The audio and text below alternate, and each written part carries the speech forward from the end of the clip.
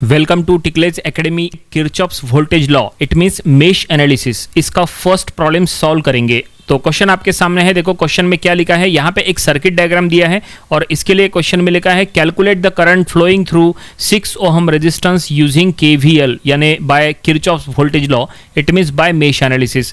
तो चलो हम ये प्रॉब्लम सॉल्व करेंगे और ये प्रॉब्लम हम आपको एक नहीं दो मेथड से सॉल्व करा के बताएंगे, क्योंकि नंबर ऑफ स्टूडेंट्स को कंफ्यूजन होता है। हम आपको दोनों तरीके से बताएंगे क्योंकि डिफरेंट बुक्स में डिफरेंट मेथड दी हो सकती है। तो हम आपको दो मेथड फिलहाल यहाँ पे बताएंगे, दोनों में से कोई भी एक मेथड आप यूज करना। तो यहाँ पे KVL अगर आपको अप्लाई करना है, जो कि ये फर्स्ट प्रॉब्लम है इसलिए हमने इजी प्रॉब्लम लिया है, आगे हम डिफिकल्ट प्रॉब्लम भी लिया करेंगे। तो यहाँ पे आपको दो लूप दिखाई दे रहे हैं। लेफ्ट साइड का है लूप 1, हम यहां लिख लेंगे ये है लूप 1, और राइट साइड का ये है लूप 2, जिसमें लूप यानी एक क्लोज पाथ होता है जिसमें से करंट फ्लो होता है। और ये दोनों लूप में हम क्या करेंगे, KVL अप्लाई करेंगे, दोनों लूप का करंट फाइंड आउट करेंगे और फिर ये दोनों करंट्स का यूज करके बीच में जो 6 ओहम है उसमें से फ्लो होने वाला करंट हमें मिल जाएगा।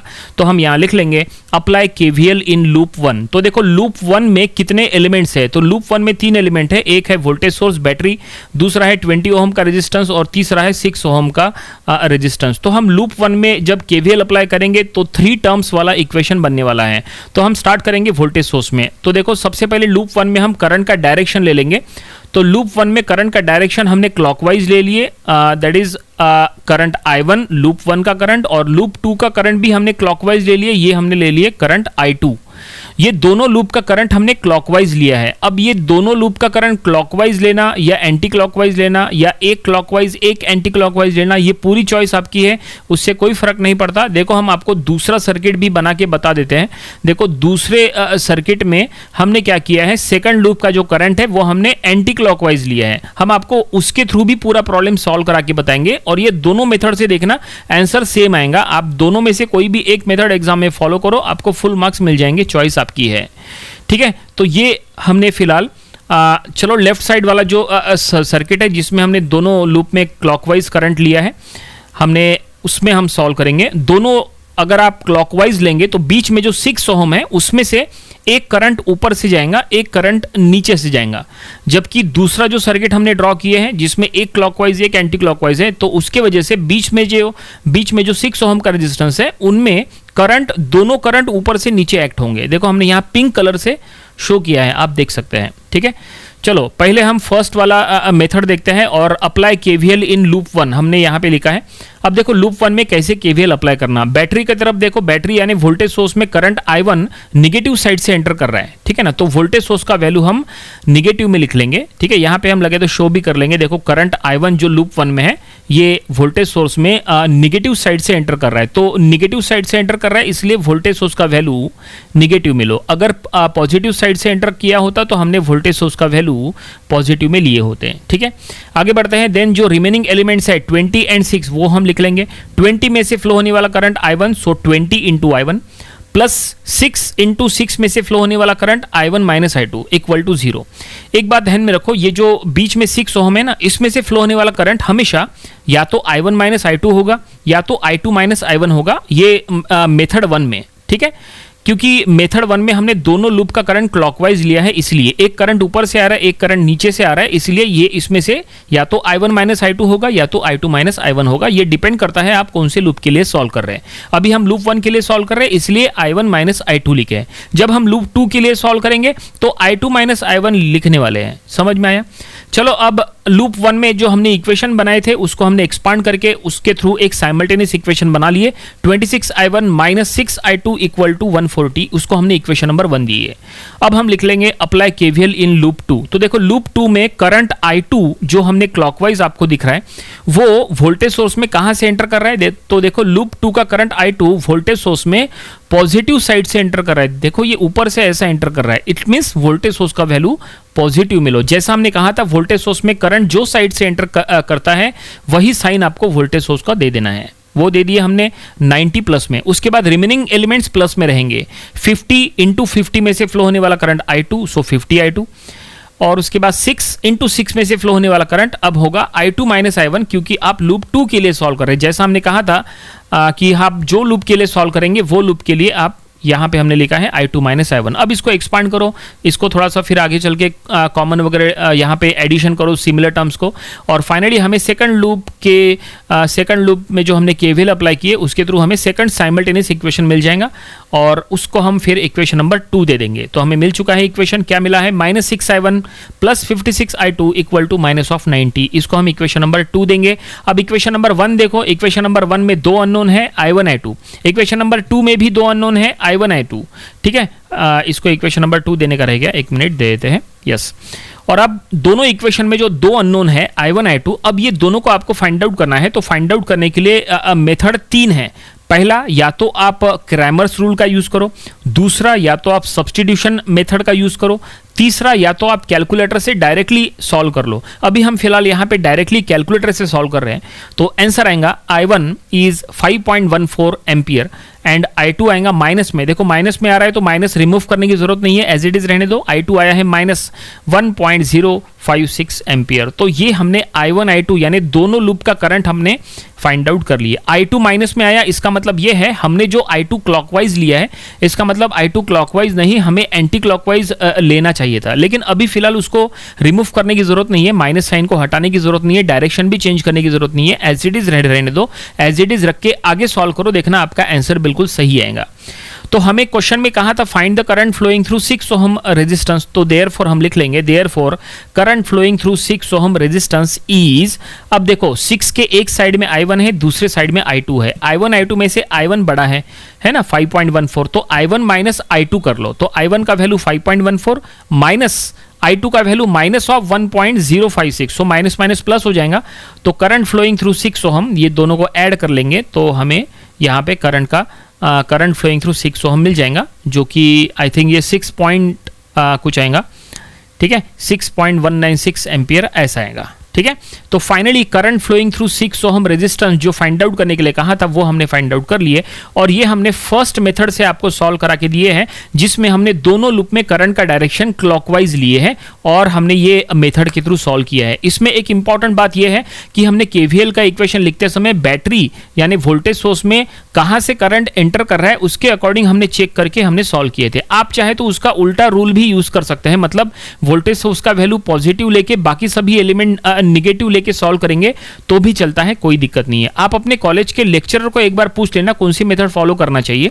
ठीक है, चलो हम अब यही प्रॉब्लम दूसरे मेथड से सॉल्व करा के देते हैं। देखो राइट साइड में हम सॉल्व कर रहे हैं, वहां पे हमने लूप 1 में क्लॉकवाइज करंट लिया है और लूप 2 में एंटी क्लॉकवाइज। तो देखो अप्लाई केवीएल इन लूप 1, सब कुछ सेम रहेगा, सिर्फ डिफरेंस कहां पे आएगा, करंट फ्लोइंग थ्रू 6 ओहम हमने क्या लिखे I1 प्लस I2, बाकी पूरा इक्वेशन सेम है। आप चेक करो पहले मेथड का लूप 1 का इक्वेशन और दूसरे मेथड का लूप 1 का इक्वेशन चेक करो, दोनों इक्वेशन सेम है, बस एक जगह डिफरेंस है। हमने पहले मेथड में 6 में से फ्लो होने वाला करंट I1 माइनस I2 किए थे, जबकि यहां पे अब क्या कर रहे हैं I1 प्लस I2, क्योंकि 6 में से लेफ्ट साइड में I1 क्लॉकवाइज है और राइट साइड में I2 एंटी क्लॉकवाइज है, तो दोनों करंट ऊपर से 6 में एंटर करेंगे तो दोनों का एडिशन होके करंट 6 में से जाएगा। ये बातें आपको ध्यान में रखना है। तो हमने केवीएल अप्लाई किए लूप 1 में, तो हमें देखो इक्वेशन मिल गया 26I1 plus 6I2 equal to 140, हमने उसको इक्वेशन नंबर 1 दे दिए। ठीक है, अब बिल्कुल ऐसा ही यही रूल अप्लाई करके हम अप्लाई केवीएल इन लूप 2 करेंगे। तो लूप 2 में हमने लूप 2 में हमने एंटी क्लॉकवाइज करंट का डायरेक्शन दिया है, तो वो करंट I2 लूप 2 में 90 वोल्ट में से निगेटिव साइड से एंटर कर रहा है, तो जो 90 वोल्ट है वो आपको निगेटिव में लेना पड़ेगा, सो -90। ठीक है, और बाकी सब एलिमेंट्स प्लस में ही रहेंगे, plus 50 into I2 plus 6 into I1 plus I2। 6 में से फ्लो होने वाला करंट I1 प्लस I2 ही रहेगा, क्योंकि दोनों करंट 6 में से एंटर होके जाएंगे। और बस ये दोनों इक्वेशन अब ये यहाँ पे इसको सॉल्व कर लो तो हमें एक और साइमल्टेनियस इक्वेशन मिल गया, इसको हमने इक्वेशन नंबर 2 कहा। तो देखो इक्वेशन नंबर 1 में, इक्वेशन नंबर 2 में दोनों में दो अननोन है I1 I2, और अब ये दोनों को हम कैलकुलेटर में सॉल्व करेंगे। तो कैलकुलेटर में सॉल्व करने के बाद आंसर देखना क्या आएगा, I1 तो वही आएगा 5.14 एम्पियर, लेकिन I2 में अब निगेटिव साइन नहीं रहेगा, I2 का वैल्यू जो है वो पॉजिटिव में 1.056 एम्पियर आएगा। देखो आप प्रीवियस मेथड से सॉल्व करो तो भी आपको फुल मार्क्स मिलते हैं, नो इशू। आप ये मेथड से सॉल्व करो तो भी आपको फुल मार्क्स मिलते हैं, नो इशू, चॉइस आपकी है। लेकिन प्रॉब्लम कंप्लीट नहीं हुआ। क्वेश्चन में कहा था find the current flowing through 6 ohm resistance. तो चलो अब हम यहाँ लिख लेंगे देयरफॉर। कहाँ लिखे, देखो ऊपर में छोटा सा स्पेस बाकी है, खुला दिख रहा है, वहाँ पे हम लिख लेंगे। तो हम यहाँ लिख लेंगे current flowing through 6 ohm that is I6 equal to, अब देखो जो सेकंड जो मेथड हम आपको बता रहे हैं यहाँ पे, इसमें हमने क्या कहा, एक साइड में क्लॉकवाइज है, एक साइड में एंटी क्लॉकवाइज है, तो दोनों करंट 6 में ऐड होके जाएंगे। इट मींस दोनों का अब एडिशन करना है, इसलिए I1 प्लस I2, तो देखो I6 Om equal to I1 plus I2, ठीक है। बस दोनों का एडिशन करो, 5.14 प्लस 1.056, तो ये आएगा 6.196 एम्पियर।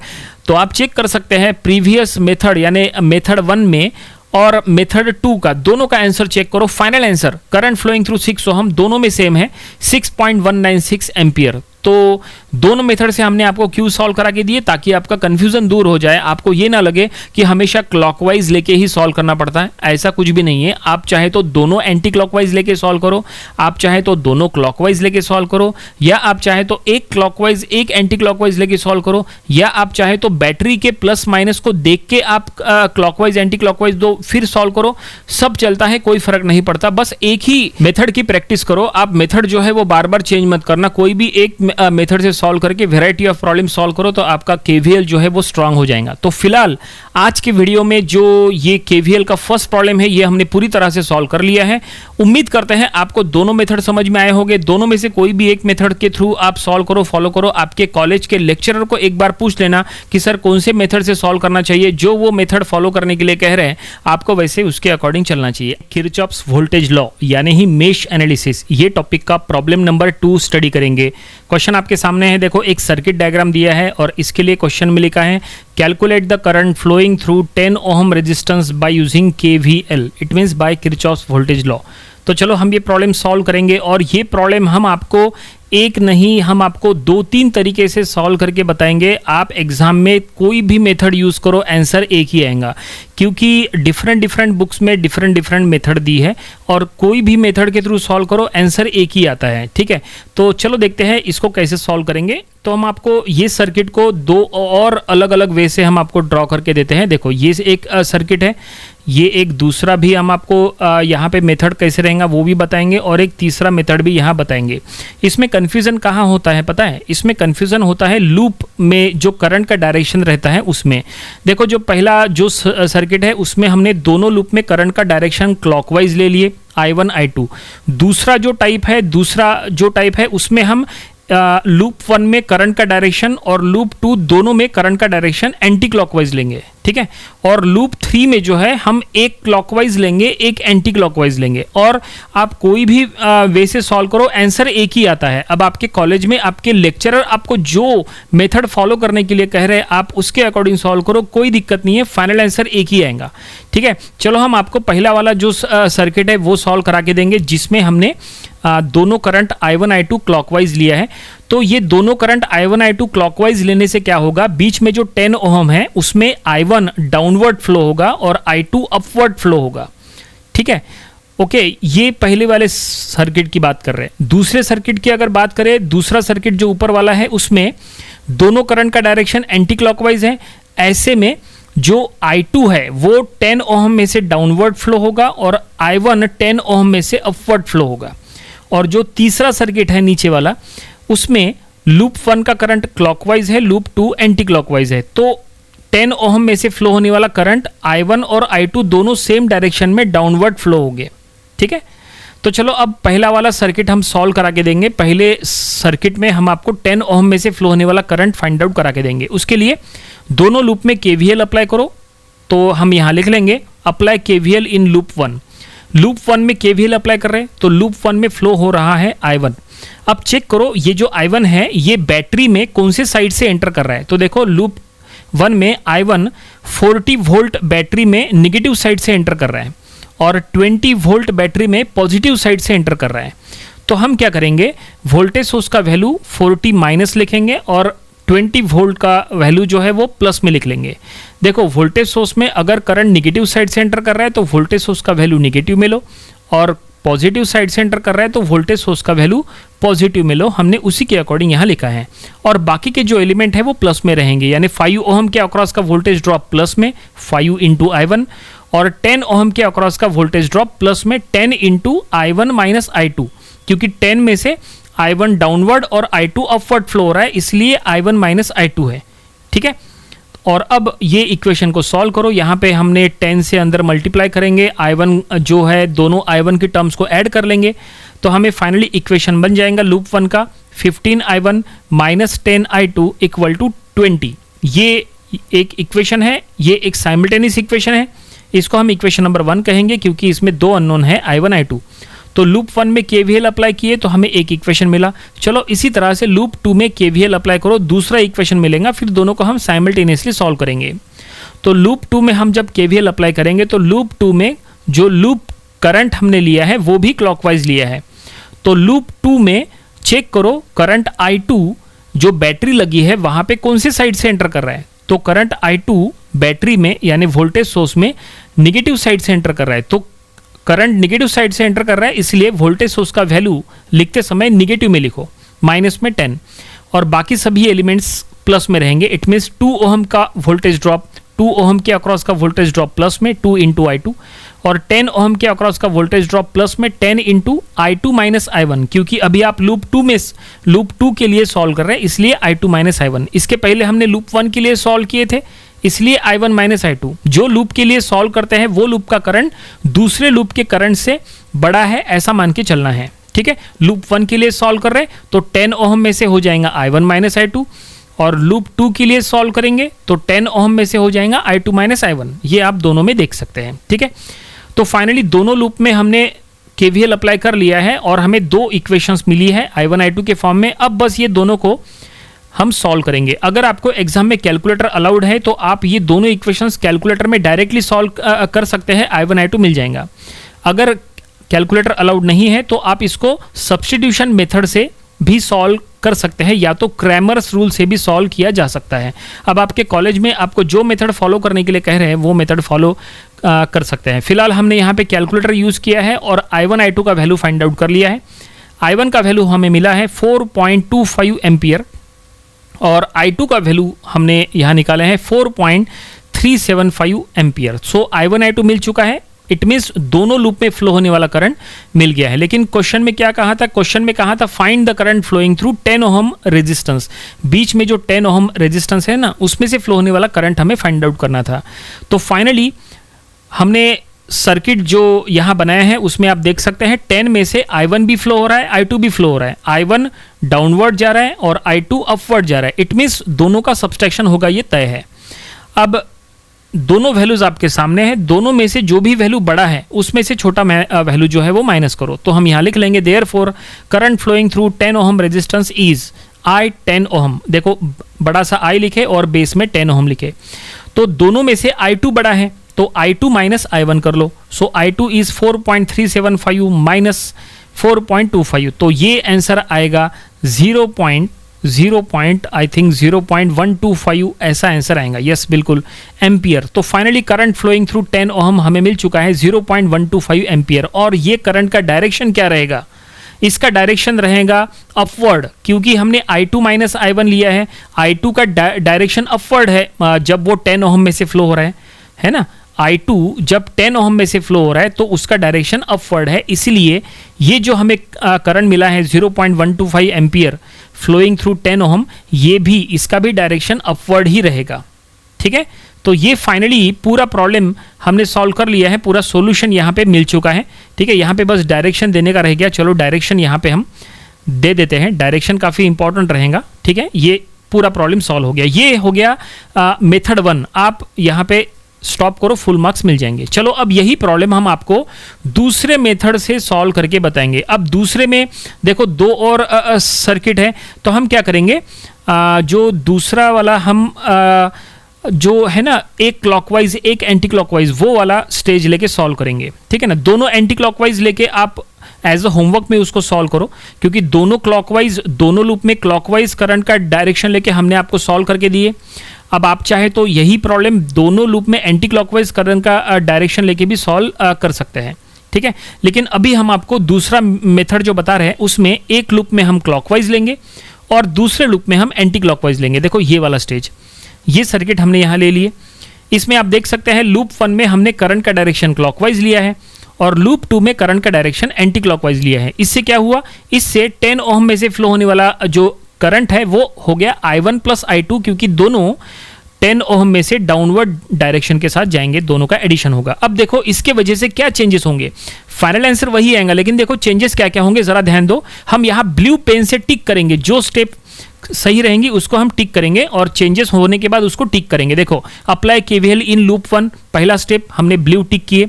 ओके, सेकंड स्टेप में देखो हमने चेंज कहाँ करेंगे, पहले I1 माइनस I2 था, अब हमने करे I1 प्लस I2, बाकी पूरा स्टेटमेंट सेम रहेगा।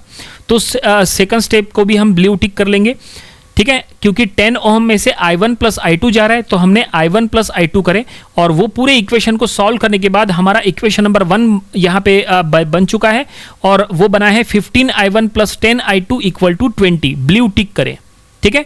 अब अप्लाई केवीएल इन लूप 2, तो देखो लूप 2 में केवीएल अप्लाई करने के बाद चेंजेस कहाँ पे होंगे, बैटरी में करंट जो है वो पॉजिटिव साइड से एंटर कर रहे हैं I2, तो बैटरी का जो साइन है वो प्लस में रहेगा, मतलब वोल्टेज सोर्स का वैल्यू प्लस में रहेगा, ठीक है। और जो 10 ओम में से फ्लो होने वाला करंट है वो I2 प्लस I1 हो जाएगा। इसके पहले माइनस था ना, अब I2 प्लस I1, क्योंकि 10 ओम में से हमेशा I1 प्लस I2 या I2 प्लस I1 ही आपको लिखना है, तो हमने उसको भी ब्लू टिक दे दिए।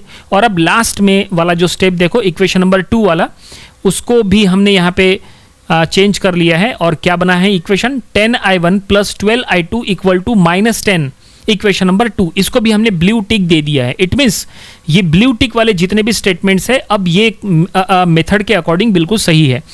अब यहाँ पे दोनों इक्वेशंस को कैलकुलेटर में अगर हम साइमल्टेनियसली सॉल्व करेंगे तो चलो देखते हैं आंसर क्या आएगा। आंसर तो वही आएगा लेकिन थोड़ा सा डिफरेंस देखो कहाँ आएगा। I1 का वैल्यू फिर से वही है 4.25 एम्पियर, लेकिन I2 का वैल्यू, अब आंसर वही है लेकिन माइनस उसके सामने लग गया, I2 का वैल्यू आया है माइनस 4.375, जबकि इसके पहले के मेथड में I2 का वैल्यू प्लस में था, ठीक है। लेकिन इस बार हमने एंटी क्लॉकवाइज लिए तो I2 का वैल्यू माइनस में आया। अब माइनस में आया तो इससे आपको माइनस हटाने की ज़रूरत नहीं है, डायरेक्शन चेंज करने की ज़रूरत नहीं है, कोई प्रॉब्लम नहीं, ऐसा ही रहने दो। अब देखो हम आगे कैसे सॉल्व करने वाले हैं और फाइनल आंसर वही आएगा, ठीक है। तो अब हम यहाँ लिख लेंगे therefore current flowing through 10 ohm resistance is. अब 10 ओम में से दोनों करंट I1 और I2 जा रहे हैं और दोनों का डायरेक्शन 10 ओम में से फ्लो जब वो हो रहा है तो दोनों का डायरेक्शन सेम है, इट मीन्स दोनों का यहाँ पे एडिशन होगा। तो हम यहाँ लिख लेंगे therefore current flowing through 10 ohm equal to, that is I10 ohm equal to I1 plus I2, देखो ये ब्लू टिक दे दिए, इट मीन्स वो सही है। I1 प्लस I2, इसके पहले क्या था, इसके पहले हमने I2 माइनस I1 किए थे, लेकिन इस बार I1 प्लस I2, क्योंकि I1 I2 दोनों क्लॉक यहाँ पे 10 ओम में से डाउनवर्ड डायरेक्शन के साथ जा रहे हैं। तो हमने यहाँ लिख लेंगे I1 का वैल्यू 4.25 प्लस I2 का वैल्यू माइनस में 4.375, इट मीन्स दोनों का सब्सट्रैक्शन होगा और आंसर आ चुका है current flowing through 10 ohm is minus 0.125 ampere. अब ये जो माइनस है माइनस 0.125 एम्पियर, इट मीन्स ये करंट है फ्लोइंग थ्रू 10 ओम और इसका डायरेक्शन डाउनवर्ड है, क्योंकि आप सर्किट में देख सकते हैं I1 I2 दोनों 10 ओम में से जब जा रहे हैं तब दोनों का डायरेक्शन जो है वो 10 ओम में से डाउनवर्ड है। इट मीन्स ये माइनस 0.125 एम्पियर डाउनवर्ड डायरेक्शन के साथ है। लेकिन अगर हम यहाँ से माइनस साइन निकाल देंगे तो हमें डायरेक्शन उल्टा करना पड़ेगा। तो देखो हमने माइनस को यहाँ से निकाल दिया है, current I through 10 ohm equal to 0.125, direction change कर दिए। माइनस को रिमूव करना मतलब डायरेक्शन को चेंज करना है, हमने चेंज कर लिए। अब डायरेक्शन हो गया अपवर्ड 0.125 एम्पियर अपवर्ड, और फाइनली यही करंट हमें मिला है, current flowing through 10 ohm is 0.125 ampere. दोनों मेथड से हमने आपको सॉल्व करके दे दिए। देखो ये फर्स्ट वाला मेथड, इसके पहले वाला ये था, इसमें भी आप देख सकते हैं 10 ओम में से फ्लो होने वाला करंट 0.125 एम्पियर था अपवर्ड डायरेक्शन के साथ, और दूसरे मेथड से भी हमें वही मिला है। और फाइनली प्रॉब्लम यहीं पे कंप्लीट हो गया। आई होप आपको ये दोनों मेथड पूरी तरह से समझ में आ गए होंगे। ये दोनों मेथड आप अपने प्रैक्टिस बुक में ज़रूर प्रैक्टिस करो, और तीसरे मेथड को भी आप फॉलो करो। उसमें आपको क्या करना है, तीसरे मेथड में आप चाहे तो दोनों लूप में करंट का डायरेक्शन एंटी क्लॉकवाइज लेके भी सॉल्व कर सकते हैं। बस आंसर जो है वो एक ही आएगा, बस प्रॉपरली उसको सॉल्व करना। और अगर कुछ आपको डाउट आता है तो आप हमें कमेंट करके पूछ सकते हैं। फाइनली आज के वीडियो में हमने किरचॉफ्स वोल्टेज लॉ का सेकंड प्रॉब्लम कंप्लीट कर लिया है। Kirchhoff's voltage law it means mesh analysis, ये टॉपिक का प्रॉब्लम नंबर 3 स्टडी करेंगे। तो क्वेश्चन आपके सामने है, देखो यहाँ पे एक सर्किट डायग्राम दिया है और इसके लिए क्वेश्चन में लिखा है calculate the current and voltage across 4 ohm resistance by using KVL, it means by Kirchhoff's voltage law. तो चलो हम ये प्रॉब्लम सॉल्व करेंगे। ये प्रॉब्लम सॉल्व करने के लिए आपको केवीएल के कुछ बेसिक रूल्स पता होना चाहिए और सोर्स को कन्वर्ट करते आना चाहिए। तो सर्किट में अगर हम प्रॉपरली चेक करेंगे, यहां पे देखो करंट सोर्स दिया है और एक साइड में करंट सोर्स है तो दूसरे साइड में वोल्टेज सोर्स यानी बैटरी है। तो कैसे सॉल्व करेंगे? नंबर ऑफ स्टूडेंट्स यहां पे कंफ्यूज होते हैं करंट सोर्स को देख के, लेकिन कंफ्यूज नहीं होना है। बिल्कुल बेसिक से हम आपको रूल्स बताएंगे, उसके थ्रू सॉल्व करेंगे, जैसे इसके पहले के वीडियोस में हमने सॉल्व किए थे। तो यहां पे सर्किट को हमने ले लिया है। अब सबसे बड़ी दिक्कत है यहां पे current source. Number of students को लगता है कि करंट सोर्स है तो क्या करना चाहिए, क्या इसको एज इट इज यही करंट सोर्स लेके सॉल्व करना चाहिए या कन्वर्ट करना चाहिए? तो हम इसको आसानी से सॉल्व करने के लिए क्या करेंगे, करंट सोर्स को कन्वर्ट करके बताएंगे। अगर आप करंट सोर्स को वोल्टेज सोर्स में कन्वर्ट कर लेते हैं तो प्रॉब्लम काफी हद तक सॉल्व करना आसान हो जाएगा और कन्वर्ट करना बहुत ज्यादा आसान है। देखो कैसे कन्वर्ट करना। कन्वर्ट करने के बाद का सर्किट हमने यहां बना लिए हैं। देखो 8 ओहम और 2 एम्पियर ये जो करंट सोर्स और रेजिस्टेंस है वो पैरेलल में है और इसके थ्रू आप वोल्टेज फाइंड आउट कर सकते हैं। वोल्टेज फाइंड आउट करने के लिए 8 × 2 करना पड़ेगा, तो ये हो जाएगा 16 वोल्ट।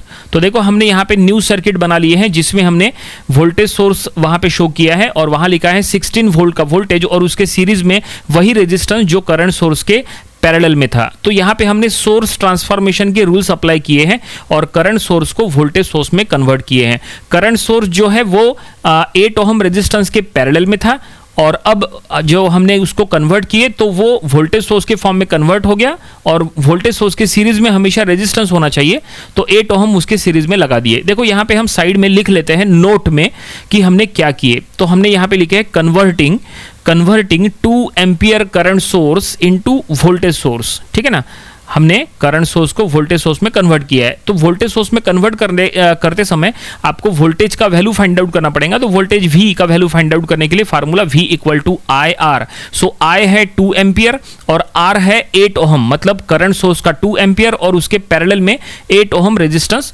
सो 2 × 8 तो हो गया 16 volt. It means voltage source का वैल्यू दैट इज 16 वोल्ट और हमने न्यू सर्किट बना लिए। और अब देखो यहाँ पे जो न्यू सर्किट बना है उसमें आप देख सकते हैं अब एक सिंगल लूप है और अगर ये सिंगल लूप है तो ये सिंगल लूप में केवीएल अप्लाई करो। तो अगर केवीएल अप्लाई करना है तो यहाँ पे हमें करंट फ्लो का डायरेक्शन यहाँ शो करना पड़ेगा। तो चलो इस बार हम करंट फ्लो का डायरेक्शन यहाँ एंटी क्लॉकवाइज ले लेते हैं। देखो क्लॉकवाइज लेके सॉल्व करना या एंटी क्लॉकवाइज लेके सॉल्व करना उससे कोई फर्क नहीं पड़ता। ठीक है, इसके पहले के वीडियोज में हमने दोनों तरह से आपको सॉल्व करके दिए थे। ठीक है, तो यहाँ पे चलो हम एंटी क्लॉकवाइज करंट फ्लो का डायरेक्शन ले लेते हैं। तो इसके अकॉर्डिंग सिंगल लूप में केवीएल अप्लाई करेंगे तो हम यहाँ लिखेंगे apply KVL in the loop. तो लूप में केवीएल अप्लाई करते समय 16 वोल्ट में करंट नेगेटिव साइड से एंटर कर रहा है, इसलिए 16 वोल्ट का वैल्यू हमने नेगेटिव में लिखे और बाकी सारे एलिमेंट्स प्लस में रहेंगे वोल्टेज सोर्स को छोड़ के। जो दूसरा वोल्टेज सोर्स है 2 वोल्ट उसमें करंट पॉजिटिव साइड से एंटर कर रहा है, इसलिए उसका वैल्यू पॉजिटिव में। तो इक्वेशन बना -16 + 8I + 4I + 2I + 2 = 0। इसको सॉल्व करने पर हमें I मिल चुका है 1 ampere. It means current flowing through 4 ohm resistance क्या है, 1 एम्पियर है। देखो केवीएल का इक्वेशन जो है वो सबसे इंपॉर्टेंट होता है। अगर आपका केवीएल का इक्वेशन सही है तो आगे जो है वो बिल्कुल सही से आपका आंसर आएगा। और केवीएल का इक्वेशन सही बनाने के लिए आपको प्रॉपर रूल्स अप्लाई करना पड़ेगा। ध्यान में रखो, करंट अगर वोल्टेज सोर्स में नेगेटिव साइड से एंटर कर रहा है तो वोल्टेज सोर्स का वैल्यू नेगेटिव में लिखो जो हमने लिखे इक्वेशन में, और करंट अगर वोल्टेज सोर्स में पॉजिटिव साइड से एंटर कर रहा है तो वोल्टेज सोर्स का वैल्यू पॉजिटिव में लिखो जैसा हमने यहां इक्वेशन में लिखे हैं। और बाकी सारे एलिमेंट्स तो प्लस में ही रहेंगे। तो हमने जो इक्वेशन लिखा है केवीएल का वो ज्यादा इंपॉर्टेंट है, उसकी तरफ आप ध्यान देना। तो फाइनली हमने current flowing through 4 ohm resistance find out कर लिया है, लेकिन प्रॉब्लम कंप्लीट नहीं हुआ। अब हमें वोल्टेज अक्रॉस 4 ओहम भी फाइंड आउट करना है। तो हम यहां लिख लेंगे, so now voltage across 4 ohm is current flowing through 4 ohm into 4, यानी वोल्टेज फाइंड आउट करने का फार्मूला होता है ना I × R। So I that is current flowing through 4 into resistance 4। So 1 × 4 करेंगे तो आंसर भी आएगा 4 वोल्ट। तो फाइनली यहां पे हमने वोल्टेज फाइंड आउट कर लिया है अक्रॉस 4 ओहम रेजिस्टेंस जो मिला है 4 वोल्ट। इट मींस क्वेश्चन में जो फाइंड आउट करने के लिए कहा था वो ये सब कुछ हमने फाइंड आउट कर लिया। क्वेश्चन में कहा था find the current flowing through 4 ohm resistance, also find the voltage across 4 ohm resistance. तो दोनों चीजें हमने निकाल लिए हैं। Current flowing through 4 ohm resistance है 1 ampere and voltage across 4 ohm है 4 वोल्ट। और इस तरह से फाइनली पूरा प्रॉब्लम ये कंप्लीट हो गया। आई होप आपको ये पूरा प्रॉब्लम कैसे हमने सोर्स को कन्वर्ट किए, कैसे हमने केवीएल अप्लाई किए लूप में और कैलकुलेशन पार्ट, ये सब कुछ आपको समझ में आया होगा। ये प्रॉब्लम आपको अपनी प्रैक्टिस बुक में ज़रूर से ज़रूर सॉल्व करके देखना चाहिए। ऐसे छोटे छोटे प्रॉब्लम्स अगर आप सॉल्व करके देखोगे तो एग्जाम में डेफिनेटली इस तरह का कोई भी प्रॉब्लम अगर कितना भी डिफिकल्ट क्यों ना आए आप सॉल्व कर लोगे। तो ये था किरचॉफ्स वोल्टेज लॉ, ये टॉपिक का problem number 3। Kirchhoff's voltage law it means mesh analysis, ये टॉपिक का प्रॉब्लम नंबर 4 स्टडी करेंगे। तो क्वेश्चन आपके सामने है, देखो यहाँ पे एक सर्किट डायग्राम दिया है और इसके लिए क्वेश्चन में लिखा है calculate the current flowing through 2 ohm resistance by using KVL. तो चलो हम ये प्रॉब्लम सॉल्व करेंगे और ये प्रॉब्लम भी हम आपको 2 मेथड से सॉल्व करा के देंगे। इसके पहले के तीनों प्रॉब्लम्स वो भी हमने आपको 2-2 मेथड से सॉल्व करा के दिए थे। आई होप आपका वहां पे कॉन्सेप्ट क्लियर हो गया होगा। अगर अभी भी आपको कोई डाउट है तो यहाँ पे आपका कॉन्सेप्ट क्लियर हो जाएगा। तो चलो फर्स्ट मेथड यहाँ पे पहले देखते हैं। देखो यहाँ पे 2 लूप है, दोनों लूप में हमने करंट डायरेक्शन यहाँ पे ले लिया है और करंट का डायरेक्शन हमने क्लॉकवाइज लिया है दोनों लूप में। ये मेथड 1 रहेगा, इसके थ्रू हम आंसर निकालेंगे, 2 ओम में से फ्लो होने वाला करंट निकालेंगे। और देखो दूसरा मेथड, उसके लिए हमने एक और यहाँ पे सर्किट डायग्राम इसको कॉपी करके बना लिया है और उसमें देखो हम सेकंड लूप में करंट का डायरेक्शन चेंज करेंगे हैं। फर्स्ट लूप में क्लॉकवाइज रखेंगे और सेकंड लूप में एंटी क्लॉकवाइज रखेंगे और वहां पे भी हम आपको सॉल्व करके बताएंगे, उसके थ्रू भी देखना बिल्कुल सेम आंसर आएगा। तो दोनों मेथड बताने का इसलिए जरूरी है क्योंकि नंबर ऑफ स्टूडेंट्स कंफ्यूज होते हैं। उनका कहना यह होता है कि सर दोनों लूप में जो करंट का डायरेक्शन है वो क्लॉकवाइज लेना जरूरी है क्या? तो हम आपको बताना चाहेंगे आप दोनों लूप में या तो क्लॉकवाइज लो या तो एंटी क्लॉकवाइज लो या तो एक क्लॉकवाइज एक एंटी क्लॉकवाइज लो, कोई फर्क नहीं पड़ता, आपका फाइनल आंसर बिल्कुल एक ही आने वाला है। देखो यहां पे हम सॉल्व करके बता रहे हैं। तो हमने यहां पे लिखा है अप्लाई केवीएल इन लूप 1। तो देखो लूप 1 में 4 एलिमेंट्स है, वहां पे हम केवीएल अप्लाई कर रहे हैं। तो लूप 1 में जो सबसे पहले बैटरी है वोल्टेज सोर्स, उसमें देखो करंट I1 निगेटिव साइड से एंटर कर रहा है, इसलिए बैटरी का जो वोल्टेज का वैल्यू है वो हमने निगेटिव में लिखे, निगेटिव में 10। ठीक है, वो करंट निगेटिव साइड से एंटर कर रहा है इसलिए वोल्टेज का वैल्यू निगेटिव में। उसी तरह से जो दूसरा बैटरी है 20 वोल्ट, उसमें भी करंट I1 निगेटिव साइड से एंटर कर रहा है इसलिए उसका भी वैल्यू हमने निगेटिव में लिखे। ठीक है, और बाकी जो रेजिस्टेंसेस है वो आपको लिखते समय उसके अक्रॉस का वोल्टेज ड्रॉप प्लस में ही लिखना है। सो 2 जो रेजिस्टेंस है, रेजिस्टेंस के अक्रॉस का वोल्टेज हो जाएगा 2 इंटू I1 और 6 ओम के अक्रॉस का वोल्टेज ड्रॉप हो जाएगा 6 इंटू I1 माइनस I2, क्योंकि जो 6 ओम है उसमें दोनों करंट फ्लो हो रहे हैं I1 और I2 और दोनों का डायरेक्शन अपोजिट रहेगा इसलिए I1 माइनस I2 इस तरह से। तो ये हमने लूप 1 में केवीएल अप्लाई किए। यहां सबसे इंपॉर्टेंट ये है कि यहां पे जो बैटरी है उसमें करंट कौन से साइड से एंटर कर रहा है वो आपको चेक करना है। अगर करंट निगेटिव साइड से एंटर कर रहा है तो वोल्टेज सोर्स का वैल्यू निगेटिव मिलो, और अगर करंट पॉजिटिव साइड से एंटर कर रहा है तो वोल्टेज सोर्स का वैल्यू पॉजिटिव मिलो। तो फाइनली हमने केवीएल इन लूप 1 अप्लाई कर लिया है और उसके थ्रू हमें इक्वेशन नंबर 1 मिला है, I1 I2 के फॉर्म में इक्वेशन मिला है। बिल्कुल इसी तरह से अब हम सेकंड लूप में केवीएल अप्लाई करेंगे। तो हमने यहां लिखा है अप्लाई केवीएल इन लूप 2। तो देखो लूप 2 में केवीएल अप्लाई करेंगे। लूप 2 में 3 एलिमेंट्स है, तो देखो यहां पे इक्वेशन क्या बनेगा। सबसे पहले बैटरी को हम चेक करेंगे। देखो बैटरी यानी लूप 2 में जो बैटरी है 20 वोल्ट, उसमें चेक करो कि करंट I2 कौन से साइड से एंटर कर रहा है, पॉजिटिव साइड से एंटर कर रहा है कि निगेटिव साइड से एंटर कर रहा है। तो करंट देखो यहां पे बैटरी में पॉजिटिव साइड से एंटर कर रहा है, तो बैटरी का जो वोल्टेज सोर्स का वैल्यू है वो हम पॉजिटिव में लिखेंगे। ठीक है, पॉजिटिव साइड से एंटर कर रहा है इसलिए वोल्टेज सोर्स का वैल्यू पॉजिटिव, और बाकी जो रेजिस्टेंसेस है उनके अक्रॉस का वोल्टेज ड्रॉप तो पॉजिटिव में ही रहेगा।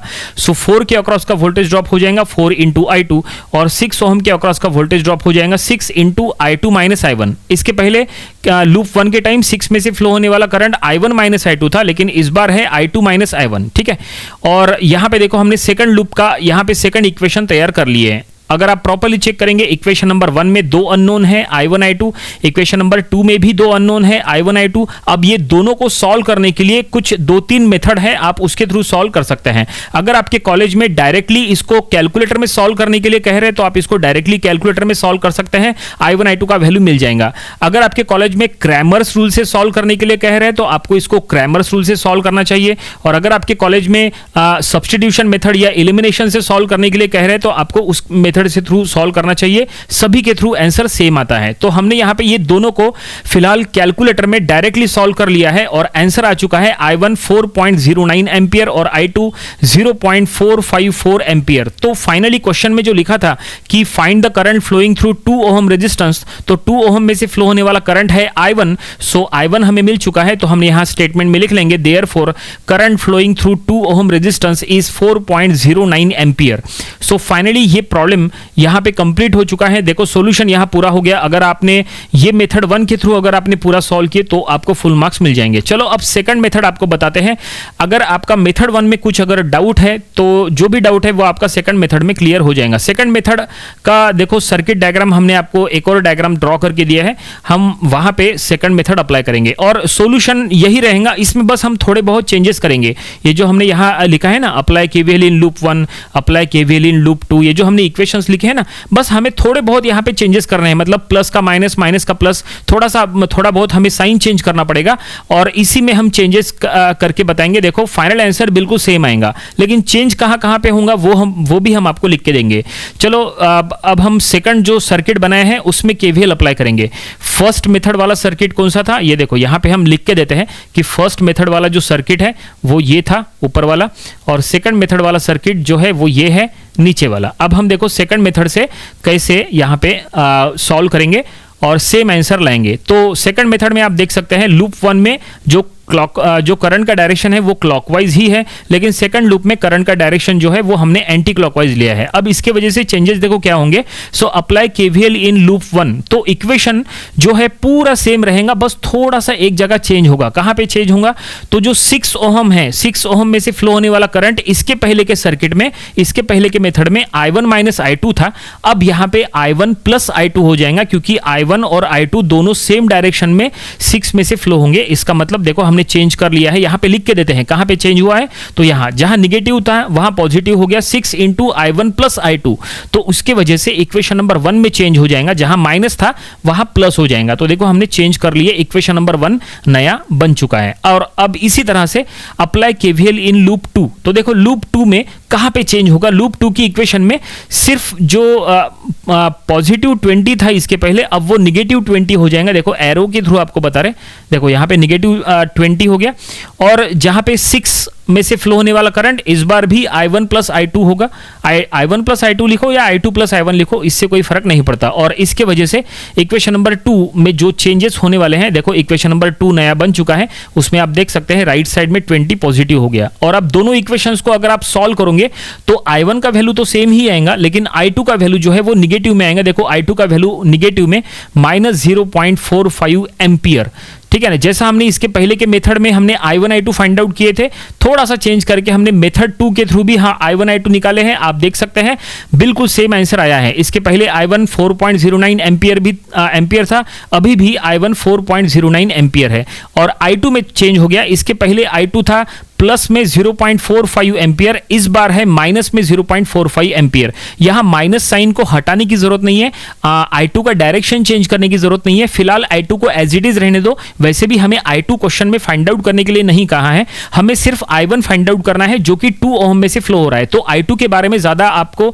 यहां सोचने की जरूरत नहीं है, निगेटिव साइन हटाने की जरूरत नहीं है, डायरेक्शन चेंज करने की जरूरत नहीं है, इसको एज इट इज रहने दो। आप ऐसा भी सॉल्व करोगे सेकंड मेथड के थ्रू तो भी आपको फुल मार्क्स मिल जाएंगे, कोई दिक्कत नहीं आएगी। और लास्ट में बस स्टेटमेंट में लिख लेना therefore current flowing through 2 ohm resistance is 4.09 ampere. और इस तरह से ये सेकंड मेथड से भी हमने आपको प्रॉब्लम सॉल्व करके बता दिए। दोनों मेथड के थ्रू सेम आंसर आया है, और आप ये दोनों मेथड अपनी प्रैक्टिस बुक में जरूर से सॉल्व करके देखो। अभी भी अगर आपको कहीं कोई दिक्कत है, कुछ डाउट्स आ रहे हैं सॉल्व करने में मेथड 1 या मेथड 2 में, कहीं पे भी क्लॉकवाइज या एंटी क्लॉकवाइज, कोई भी इसमें पॉजिटिव निगेटिव कोई भी इसमें, तो आगे आने वाले दिनों में हम नंबर ऑफ प्रॉब्लम्स और भी सॉल्व करने वाले हैं। वहां पे आपका और डाउट्स जो भी कंफ्यूजन है वो सब क्लियर हो जाएगा। किरचॉफ्स वोल्टेज लॉ यानी मेश एनालिसिस, ये टॉपिक का प्रॉब्लम नंबर 5 स्टडी करेंगे। तो क्वेश्चन आपके सामने है, देखो यहाँ पे एक सर्किट डायग्राम दिया है और इसके लिए क्वेश्चन में लिखा है calculate the current flowing through 1 ohm resistance by using KVL, it means by Kirchhoff's voltage law. तो चलो हम ये प्रॉब्लम सॉल्व करेंगे, और ये प्रॉब्लम भी हम आपको एक नहीं 2 मेथड से सॉल्व करके बताएंगे। वैसे तो केवीएल प्रॉब्लम्स सॉल्व करने के काफ़ी सारे मेथड्स होते हैं, आप कोई भी एक मेथड मेथड फॉलो करो, कोई दिक्कत नहीं है। इसके पहले जो हमने 4 प्रॉब्लम्स लिए थे वो 4 प्रॉब्लम्स में भी हमने आपको 2-2 मेथड बताए थे। दोनों में से कोई भी एक मेथड आप एग्जाम में फॉलो करो, कोई दिक्कत नहीं है। तो चलो ये प्रॉब्लम हम सॉल्व करेंगे। तो यहाँ पे आप देख सकते हैं जो सर्किट है इसमें 2 लूप दिखाई दे रहे हैं। तो पहले लूप में हम क्लॉकवाइज करंट ले लेंगे I1 और दूसरे लूप में भी हम क्लॉकवाइज करंट ले लेंगे I2। ठीक है, दोनों लूप के करंट्स को हमने नाम दे दिए I1 एंड I2। तो ये हम दोनों लूप में करंट का डायरेक्शन लेके सॉल्व करेंगे। ठीक है, और ये रहेगा फर्स्ट मेथड। फिर सेकंड मेथड में हम क्या करेंगे, सेकंड लूप का जो करंट का डायरेक्शन है उसको हम एंटी क्लॉकवाइज करके सॉल्व करेंगे और उसके थ्रू भी हम देखेंगे कि क्या आंसर आता है। और इसमें एक और मेथड ऐड ऑन हो सकता है, अगर आप चाहे तो इसको थर्ड मेथड से भी सॉल्व कर सकते हैं। थर्ड मेथड में कैसा है कि आप चाहे तो दोनों करंट्स का डायरेक्शन एंटी क्लॉकवाइज रख के सॉल्व कर सकते हैं। देखो, फर्स्ट में दोनों का डायरेक्शन क्लॉकवाइज है और ये लास्ट में दोनों का डायरेक्शन एंटी क्लॉकवाइज है। ठीक है, तो आप ऐसा भी रख के सॉल्व कर सकते हैं, कोई दिक्कत नहीं है। अब ये डायरेक्शन क्या लेके सॉल्व करना है एग्जाम में, ये पूरी चॉइस आपकी है। ठीक है, वैसे आपको बताना चाहेंगे कुछ भी डायरेक्शन लो, कोई फर्क नहीं पड़ता, आंसर एक ही आता है। आप चाहे तो दोनों क्लॉकवाइज लो, या तो दोनों एंटी क्लॉकवाइज लो, या तो एक क्लॉकवाइज एक एंटी क्लॉकवाइज लो, चॉइस आपकी है, फाइनल आंसर एक ही आता है। ठीक है, तो क्वेश्चन में यहाँ बोला है find the current flowing through 1 ohm resistance. तो देखो 1 ओम रेजिस्टेंस कहाँ है, तो जहां बैटरी लगी है बैटरी के ऊपर ही 1 ओम रेजिस्टेंस है। और अगर आप प्रॉपर्ली चेक करेंगे तो 1 ओम का जो रेजिस्टेंस है वो फर्स्ट लूप में है। तो 1 ओम में से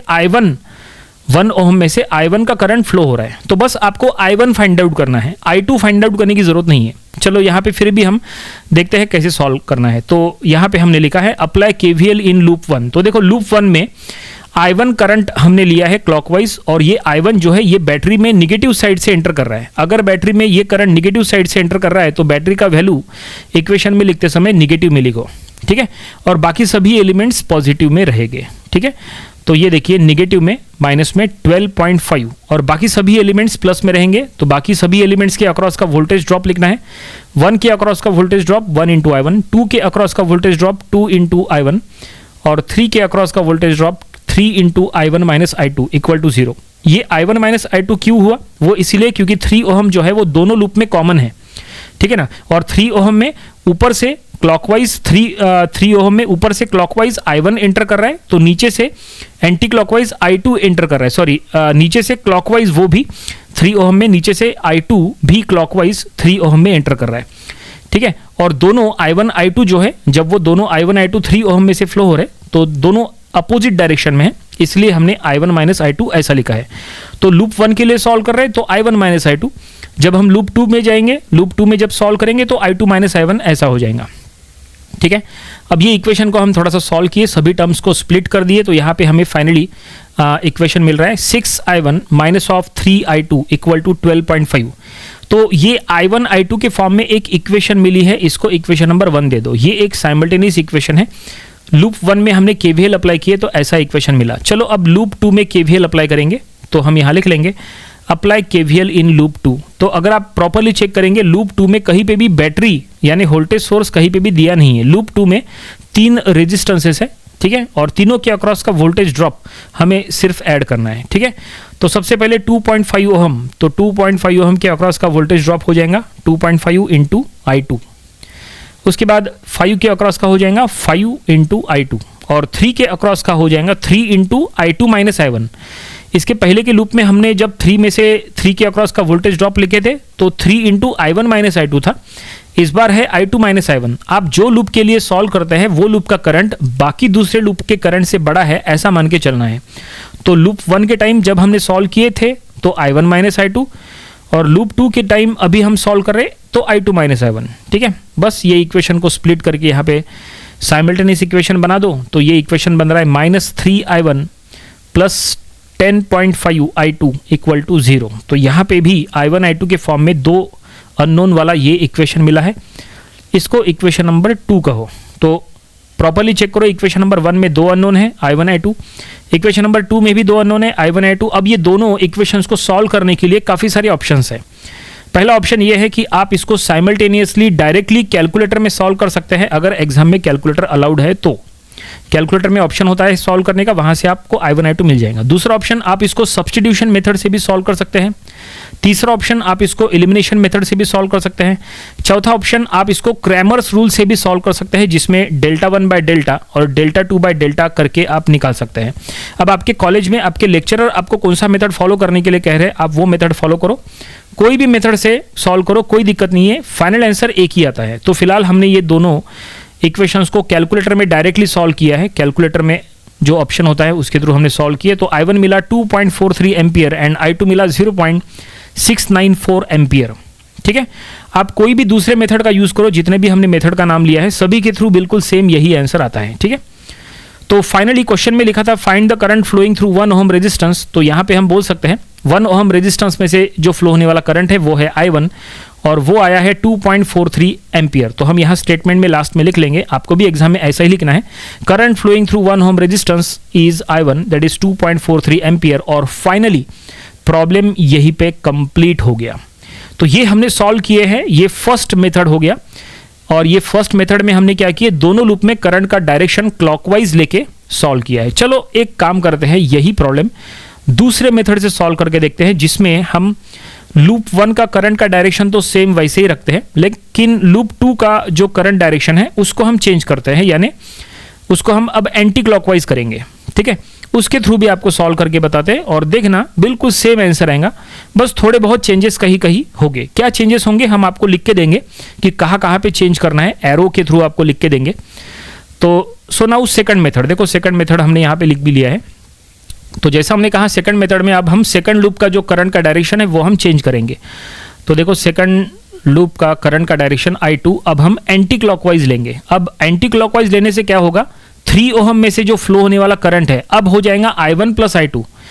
इसके पहले 3 ओहम में से फ्लो होने वाला करंट क्या था, I1 माइनस I2 या I2 माइनस I1 ऐसा था, है ना।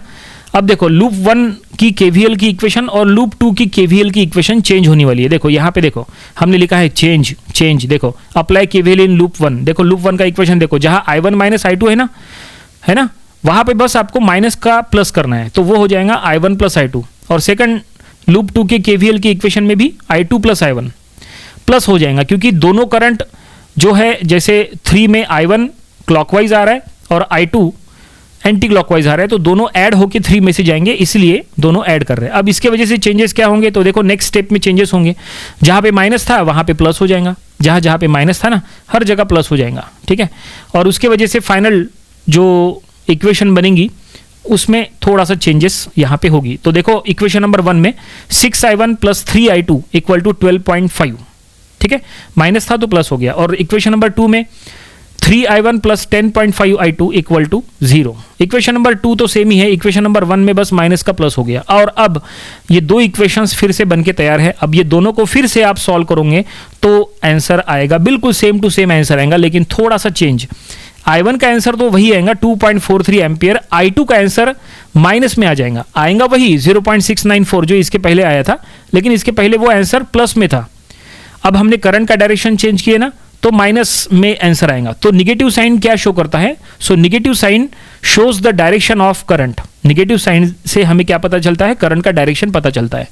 I2 का आंसर अब निगेटिव में है, माइनस 0.694 एम्पियर। अब ये निगेटिव आने से कुछ फर्क नहीं पड़ेगा, आपको डायरेक्शन चेंज करने की जरूरत नहीं है, निगेटिव साइन फिलहाल हटाने की जरूरत नहीं है। वो इसीलिए क्योंकि क्वेश्चन में लिखा था find the current flowing through 1 ohm resistance, और 1 ओम रेजिस्टेंस में से I1 फ्लो हो रहा है और I1 के ऊपर I2 का कोई भी इफेक्ट नहीं हो रहा है फिलहाल। तो I1 जो हमने फाइंड आउट किए वो सेकंड मेथड से भी वही आया है, और आपको ऐसा ही स्टेटमेंट लास्ट में लिखना है, therefore current flowing through 1 ohm is 2.43 ampere. कोई माइनस हटाने की जरूरत नहीं है, कोई साइन चेंज करने की जरूरत नहीं है, सब वैसे ही रहने दो। आप ऐसा पूरा सॉल्व करो, तो अगर आप ये सेकंड मेथड से सॉल्व करोगे तो भी आपको फुल मार्क्स मिल जाएंगे। तो दोनों मेथड हमने आपको बता दिए, और जो हमने आपको थर्ड मेथड जो बोले थे, आप चाहे तो उसके थ्रू घर में प्रैक्टिस के तौर पे सॉल्व करके देख सकते हैं। जैसे दोनों लूप में करंट का डायरेक्शन एंटी क्लॉकवाइज लेके सॉल्व करके देख सकते हैं, उसके थ्रू भी बिल्कुल सेम आंसर आएगा। लेकिन जो है दोनों जो करंट के डायरेक्शन है वो दोनों का करंट का जो वैल्यू है वो तो सेम आएगा, लेकिन आंसर माइनस में आएगा, है ना। दोनों लूप में अगर आप थर्ड मेथड से सॉल्व करोगे और दोनों लूप में अगर एंटी क्लॉकवाइज डायरेक्शन लिए तो I1 माइनस 2.43 एम्पियर आएगा और I2 भी माइनस 0.694 एम्पियर आएगा। उससे कोई फर्क नहीं पड़ता, उससे आप चाहे तो अगर कहीं माइनस आया तो माइनस हटा के आप डायरेक्शन चेंज करके आंसर लिख सकते हैं, उससे कोई फर्क नहीं पड़ता, आपको फुल मार्क्स मिल जाएंगे। ठीक है, तो फाइनली ये प्रॉब्लम यहीं पे कंप्लीट हो गया। आई होप आपको सभी मेथड्स जो हमने बताया है कैसे हमने सॉल्व किया है सब समझ में आया होगा। ऐसे प्रॉब्लम्स की आपको प्रैक्टिस करना चाहिए। ऐसे प्रॉब्लम्स की अगर आप प्रैक्टिस करोगे वैरायटी ऑफ मेथड से, तो आप एग्जाम में कोई भी प्रॉब्लम कोई भी मेथड से सॉल्व कर सकते हैं। तो ये था किरचॉफ्स वोल्टेज लॉ यानी मेश एनालिसिस, ये टॉपिक का problem number 5। Kirchhoff's voltage law it means mesh analysis, ये टॉपिक का प्रॉब्लम नंबर 6 स्टडी करेंगे। तो क्वेश्चन आपके सामने है, देखो यहाँ पे एक सर्किट डायग्राम दिया है और इसके लिए क्वेश्चन में लिखा है use loop current analysis to find current in different branches of a DC network shown in figure.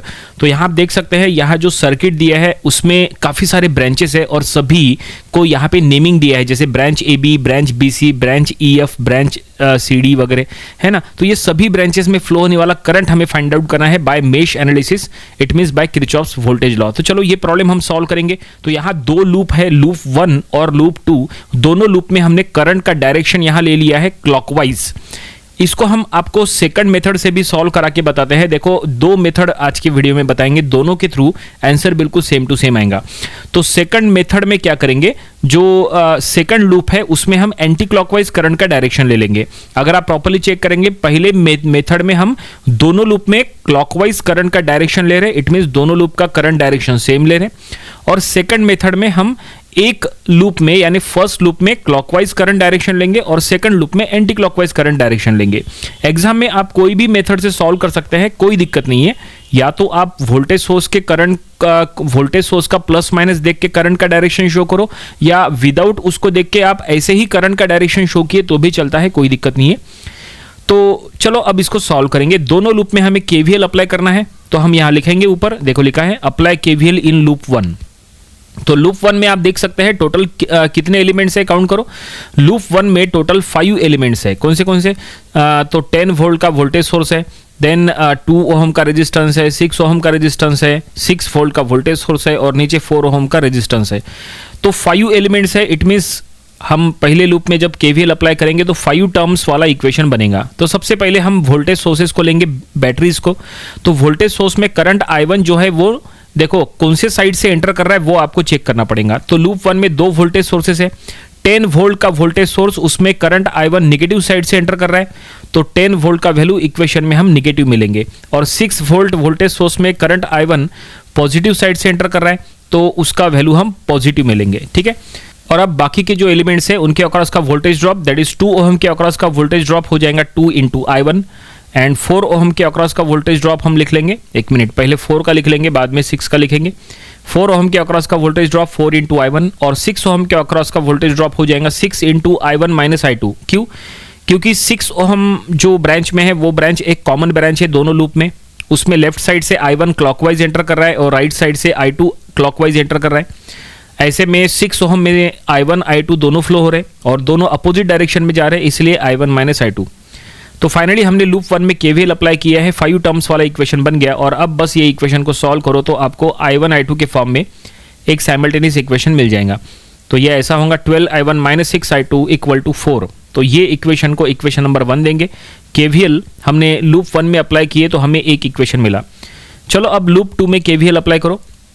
Loop 2 में केवीएल अप्लाई करने से आपको एक और इक्वेशन मिलेगा ऐसा, फिर वो दोनों इक्वेशंस को हम साइमल्टेनियसली सॉल्व करेंगे, उसके बाद हम I1 I2 हमें मिल जाएगा। और एक बार हमें I1 I2 मिल गया तो उसका यूज करके हर एक ब्रांच में से फ्लो होने वाला करंट हम शो करेंगे।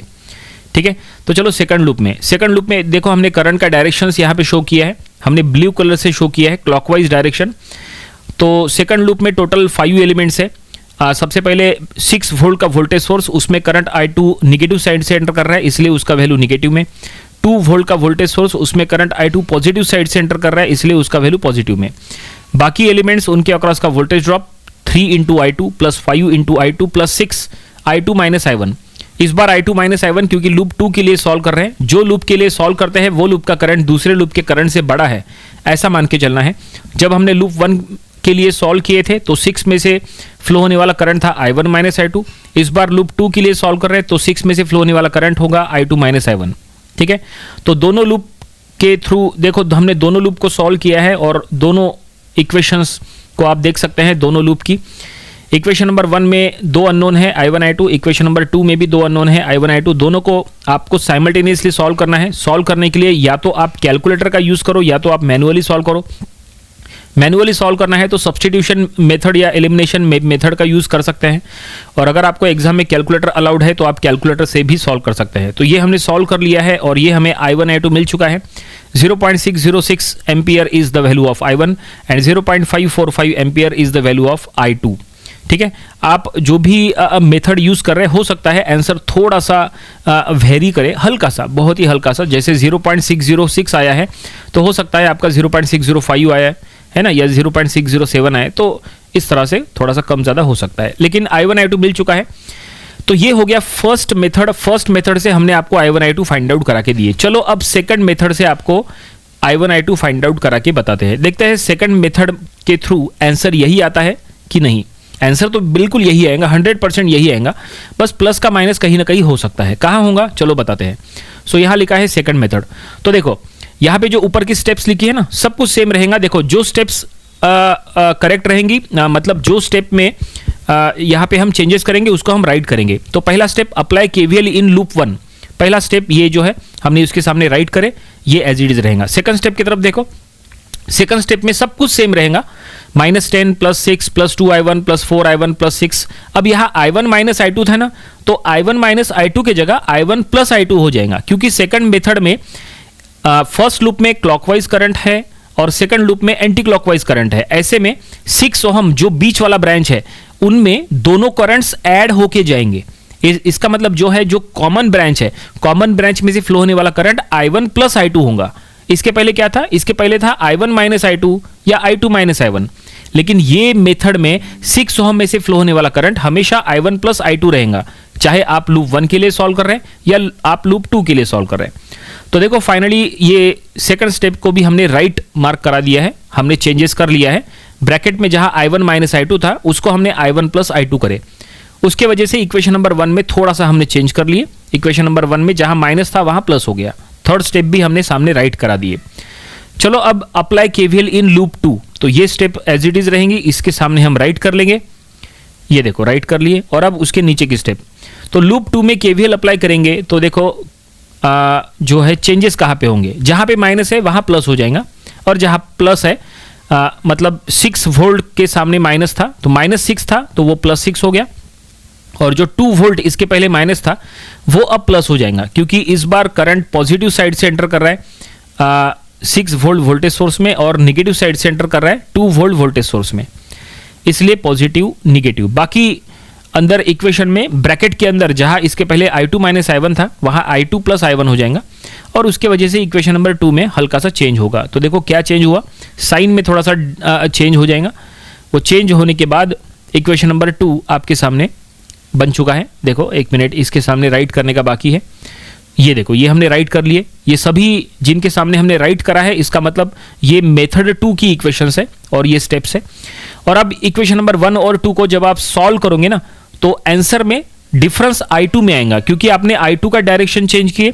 I1 जो है 0.606 एम्पियर वो एज इट इज रहेगा, लेकिन I2 जो इसके पहले क्लॉकवाइज था, जो पॉजिटिव में आया था, वो इस बार एंटी क्लॉकवाइज की वजह से वो निगेटिव हो जाएगा। तो निगेटिव हो चुका है माइनस में 0.545 एम्पियर। ये निगेटिव इसलिए क्योंकि आपने करंट का डायरेक्शन चेंज किए ना, करंट का डायरेक्शन चेंज किए तो आंसर माइनस में आया। तो माइनस में आया तो आपको माइनस अगर आपको हटाना है तो चलो हम हटा के बता देते हैं। अगर हम माइनस हटाएंगे तो क्या होगा, माइनस हटाएंगे तो डायरेक्शन जो हमने एंटी क्लॉकवाइज लिए थे वो क्लॉकवाइज हो जाएगा। So I2 is there 0.545 ampere clockwise. देखो हमने नीचे लिखा है और सामने हमने डायरेक्शन मेंशन किया है, इसके साइड में जो है हमने डायरेक्शन मेंशन किया है कि क्लॉकवाइज है। माइनस जो था वो एंटी क्लॉकवाइज के लिए था, ध्यान में रखो, माइनस जो था वो एंटी क्लॉकवाइज के लिए था, लेकिन माइनस हमने हटाए तो अब हमने डायरेक्शन माइनस हटा के क्लॉकवाइज कर दिए। इट मींस I1 है 0.606 एम्पियर, फाइनली I1 क्लॉकवाइज है और I2 0.545 एम्पियर पॉजिटिव में क्लॉकवाइज है। ठीक है, अगर आप I2 निगेटिव लेंगे तो ध्यान में रखो, अगर आप I2 निगेटिव लेंगे तो आपको एंटी क्लॉकवाइज डायरेक्शन शो करना पड़ेगा। ठीक है, तो इस तरह से ये हमने दोनों मेथड से आपको I1 I2 फाइंड आउट करा के दे दिए। लेकिन प्रॉब्लम कंप्लीट नहीं हुआ है, अब हमें जो क्वेश्चन में फाइंड आउट करने के लिए कहा था वो फाइंड आउट करेंगे। क्वेश्चन में कहा था find the current in different branches of a DC network. यहाँ पे जो वेराइटी ऑफ ब्रांचेस है उसमें फ्लो होने वाला करंट फाइंड आउट करना था। So current flowing through branch A B, I A B.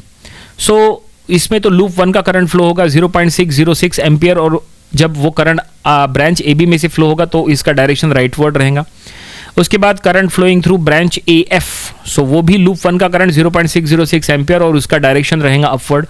Then current flowing through branch E F, I E F, वो भी लूप 1 का करंट 0.606 एम्पियर, और जब वो current I E F that is E F branch में से जाएगा तो इसका डायरेक्शन रहेगा लेफ्टवर्ड। तो लूप 1 के तीनों ब्रांचेस के करंट हमने लिख लिए हैं और सभी का डायरेक्शन में भी हमने यहाँ पे लिख लिया है। लेकिन और दूसरे लूप के ब्रांचेस में चलते हैं। चलो सेकंड लूप में जो ब्रांचेस है वो है B C, C D and E F. So current flowing through branch B C that is I B C, वो रहेगा I2, और I2 है 0.545 एम्पियर क्लॉकवाइज डायरेक्शन वाला। I1 क्लॉकवाइज, I2 भी क्लॉकवाइज, I1 प्लस में, I2 भी plus में, और IBC जो है वो राइटवर्ड रहेगा। Next current flowing through branch CD, ICD is 0.545 ampere second loop का करंट, और उसका डायरेक्शन रहेगा डाउनवर्ड। देन IED 0.545 एम्पियर और उसका करंट डायरेक्शन रहेगा लेफ्टवर्ड। तो इस तरह से फाइनली सेकंड लूप का करंट डायरेक्शंस, सेकंड लूप में जितने भी ब्रांचेस है सभी ब्रांचेस में फ्लो होने वाला करंट हमने यहाँ शो किया है। तो एक ब्रांच रह गया है अभी भी, कौन सा ब्रांच, जो कॉमन ब्रांच था बीई ब्रांच। बीई ब्रांच में से फ्लो होने वाला करंट अभी तक हमने शो नहीं किया है, तो चलो वो हम शो करेंगे।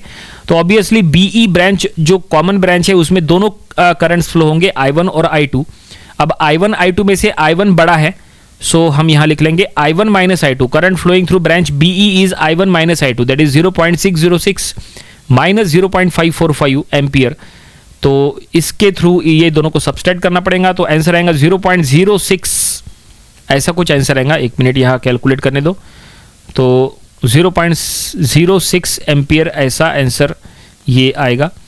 और हमने I1 I2 जो दोनों लूप का करंट है वो हमने क्लॉकवाइज लिया है। फर्स्ट मेथड के थ्रू जो आंसर आया था वो मेथड्स के थ्रू का जो आंसर था उसका हमने यहाँ पे यूज़ किया है।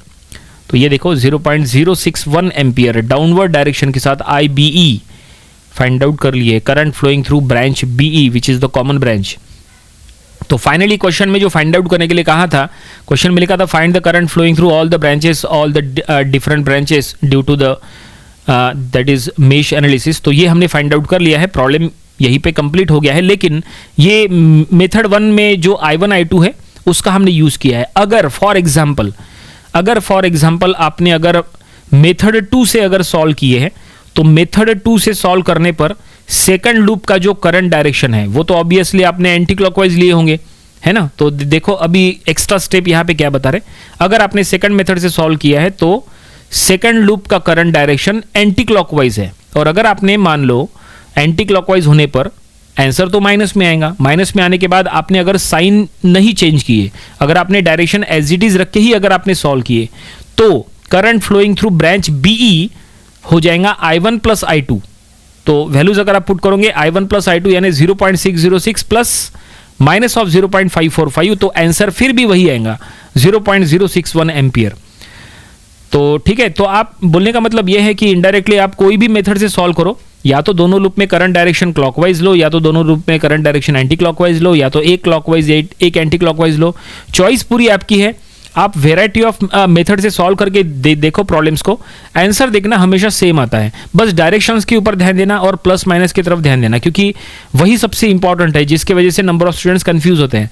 बस इसकी आपको वेराइटी ऑफ प्रॉब्लम की प्रैक्टिस करना चाहिए, ठीक है। तो आई होप आपको ये प्रॉब्लम दोनों मेथड से समझ में आया होगा। ये था Kirchhoff's voltage law, it means mesh analysis, ये टॉपिक का problem number 6। Kirchhoff's voltage law it means mesh analysis, ये टॉपिक का प्रॉब्लम नंबर 7 स्टडी करेंगे। तो क्वेश्चन आपके सामने है, देखो सर्किट दिया है और इसके लिए क्वेश्चन में लिखा है find the current flowing through 5 ohm resistance using KVL, it means by mesh analysis. तो चलो हम ये प्रॉब्लम सॉल्व करेंगे, और ये भी प्रॉब्लम हम आपको एक नहीं 2 मेथड से सॉल्व करके बताएंगे। दोनों मेथड आपको समझना बहुत जरूरी है, दोनों में से कोई भी एक मेथड आप एग्जाम में फॉलो करना, आपको फुल मार्क्स मिल जाएंगे।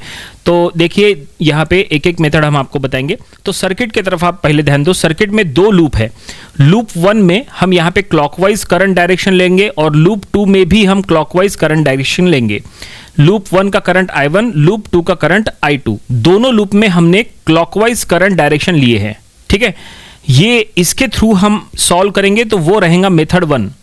फिर हम आपको मेथड 2 में यहाँ पे चेंज करके बताएंगे। मेथड 2 में हम क्या करेंगे, सेकंड लूप का जो करंट डायरेक्शन है उसको हम एंटी क्लॉकवाइज लेके सॉल्व करके बताएंगे और उसके थ्रू भी देखना आंसर, जो फाइनल आंसर है वो एक ही आएगा। क्वेश्चन में क्या लिखा है, find the current flowing through 5 ohm resistance.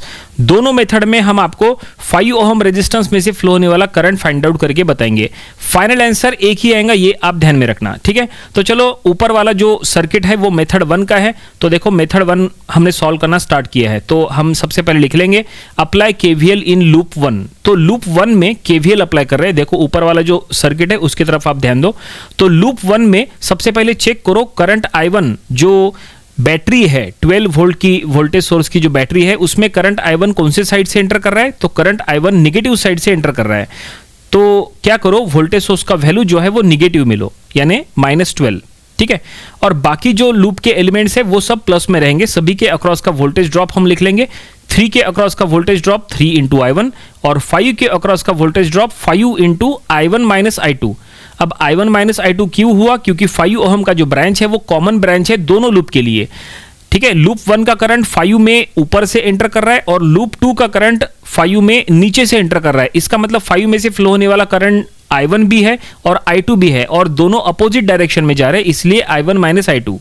ठीक है, और अब ये पूरे इक्वेशंस को सॉल्व करेंगे तो आपको क्या मिलेगा, यहाँ I1 I2 के फॉर्म में एक साइमल्टेनियस इक्वेशन मिल जाएंगी। तो देखो हमें यहाँ पे एक इक्वेशन मिल चुकी है, इसको हम इक्वेशन नंबर 1 देंगे। ठीक है, अब हम क्या करेंगे, सेकंड लूप यानी लूप 2 में केवीएल अप्लाई करेंगे। तो हम यहाँ लिख लेंगे अप्लाई केवीएल इन लूप 2। तो लूप 2 में केवीएल अप्लाई करते समय लूप 2 में 3 एलिमेंट्स है, एक बैटरी है और 2 रेजिस्टेंसेस है। इट मीन्स 3 टर्म्स वाला इक्वेशन बनेगा। तो चेक करो बैटरी में जो 9 वोल्ट की बैटरी है उसमें करंट I2 कौन से साइड से एंटर कर रहा है, तो पॉजिटिव साइड से एंटर कर रहा है। तो हम क्या करेंगे, जो वोल्टेज सोर्स है उसका वैल्यू पॉजिटिव में लिख लेंगे। इट मीन्स 9 वोल्ट पॉजिटिव में आएगा और बाकी सभी एलिमेंट्स के अक्रॉस का वोल्टेज ड्रॉप 1 के अक्रॉस का वोल्टेज ड्रॉप 1 इंटू I2 और 5 के अक्रॉस का वोल्टेज ड्रॉप रहेगा 5 इंटू I2 माइनस I1। इसके पहले के लूप में I1 माइनस I2 था क्योंकि आप लूप 1 के लिए सॉल्व कर रहे थे। जब आप लूप 2 के लिए सॉल्व कर रहे हैं तो I2 माइनस I1, जो लूप के लिए आप सॉल्व करते हैं वो लूप का करंट बाकी दूसरे लूप के करंट से बड़ा है, ये मान के चलना होता है। ठीक है, तो लूप 1 के टाइम I1 माइनस I2 और लूप 2 के टाइम I2 माइनस I1। और फिर हमने यहाँ पे सेकंड इक्वेशन भी बना लिए है। तो देखो 2 इक्वेशंस आपके सामने है, इक्वेशन नंबर 1 एंड 2। दोनों इक्वेशंस में I1 I2 अननोन है और अब ये दोनों इक्वेशंस को आपको साइमल्टेनियसली सॉल्व करना है। अगर आपको एग्जाम में कैलकुलेटर अलाउड है तो आप इसको डायरेक्टली कैलकुलेटर से सॉल्व कर सकते हैं, नहीं अलाउड है तो आप इसको मैन्युअली सॉल्व करना बाय सब्स्टिट्यूशन मेथड और बाय एलिमिनेशन मेथड। तो यहाँ पे I1 और I2 का वैल्यू हमने निकाल लिए है। I1 का आंसर ये आएगा 1.173 एम्पियर और I2 का वैल्यू आएगा माइनस में आने वाला है 0.521 एम्पियर। तो देखो यहाँ पे I1 I2 मिल चुका है। अब आपके मन में आएगा कि I2 का वैल्यू माइनस में आया तो क्या माइनस साइन हटाने की जरूरत है, तो आपको माइनस साइन, अगर आपने माइनस साइन नहीं भी हटाए तो भी चलता है, कोई दिक्कत नहीं है। अगर आप माइनस एज इट इज रख के सॉल्व करोगे आगे तो भी चलता है, कोई प्रॉब्लम नहीं है। देखो उसके थ्रू भी हम आपको सॉल्व करके बताएंगे। अभी देखो I2 का जो वैल्यू है माइनस में, हम माइनस को यहाँ से रिमूव नहीं करेंगे, माइनस को नहीं हटाएंगे, वैसा ही रखेंगे और आगे सॉल्व करेंगे। क्वेश्चन में लिखा था find the current flowing through 5 ohm resistance. तो देखो अब हम यहाँ लिख लेंगे therefore current flowing through 5 ohm resistance is. तो 5 ओहम में I1 I2 दोनों फ्लो हो रहे हैं। I1 ऊपर से आ रहा है, I2 नीचे से आ रहा है, इसका मतलब दोनों अपोजिट डायरेक्शन में है, तो दोनों का सब्सट्रैक्शन होगा, ये तय है। अब दोनों में से कौन बड़ा है, I1 बड़ा है, तो I1 माइनस I2 करो, है ना। तो I1 का वैल्यू है 1.173 माइनस ऑफ माइनस 0.521, तो इनडायरेक्टली यहां दोनों का एडिशन ही होना है, तो ये आ जाएगा। हम इसको अगर कैलकुलेट करें तो ये 1.693 एम्पियर आएगा। तो फाइनली हमें current flowing through 5 ohm resistance मिल चुका है। जो क्वेश्चन में फाइंड आउट करने के लिए कहा था ये वो हमने फाइंड आउट कर लिए। ये हमने मेथड 1 से आपको सॉल्व करके बताया, जो ऊपर का जो सर्किट था हमने उसका यूज किए और ये पूरी तरह से आपको सॉल्व करके बता दिए। फाइनल आंसर आ चुका है। I1 I2 में से I1 पॉजिटिव था और I2 निगेटिव था। हमने I2 का निगेटिव साइन हटाए नहीं, एज इट इज रख के सॉल्व किए तो हमें current flowing through 5 ohm resistance मिल गया। अब चलो आपको सेकंड मेथड बताते हैं। सेकंड मेथड से भी फाइनल 5 ओम में से फ्लो होने वाला करंट यही आएगा, लेकिन चेंज क्या होगा वो हम आपको अब बताएंगे। तो यहाँ पे सॉल्व करने के लिए जो हमने नीचे जगह छोड़े थे वहाँ पे अब हम सेकंड मेथड से सॉल्व करके बताएंगे। आपके कॉलेज में आपके लेक्चरर आपको जो मेथड फॉलो करने के लिए कह रहे हैं आपको वो मेथड फॉलो करना चाहिए, ठीक है। कोई भी मेथड से सॉल्व करो, कोई दिक्कत नहीं है, फाइनल आंसर एक ही आता है, ये बात आप ध्यान में रखो। आप चाहे तो प्रॉब्लम को रफ में 2 मेथड से अलग अलग वे से सॉल्व करके देख लो, कोई दिक्कत नहीं है, ठीक है। चलो अब सेकंड मेथड, तो एक बॉक्स बना लेते हैं। ये बॉक्स के अंदर हम सेकंड मेथड की 2 इक्वेशंस लिखते हैं और फिर ऊपर की 2 इक्वेशंस यानी मेथड 1 की इक्वेशंस और मेथड 2 की इक्वेशंस को कंपेयर करना। तो देखो मेथड 2 में जो नीचे वाला सर्किट है उसका यूज करना है। उसमें लूप 1 का करंट क्लॉकवाइज लिए है और लूप 2 का करंट एंटी क्लॉकवाइज लिए है, ठीक है। तो चलो लूप 1 में केवीएल अप्लाई करेंगे।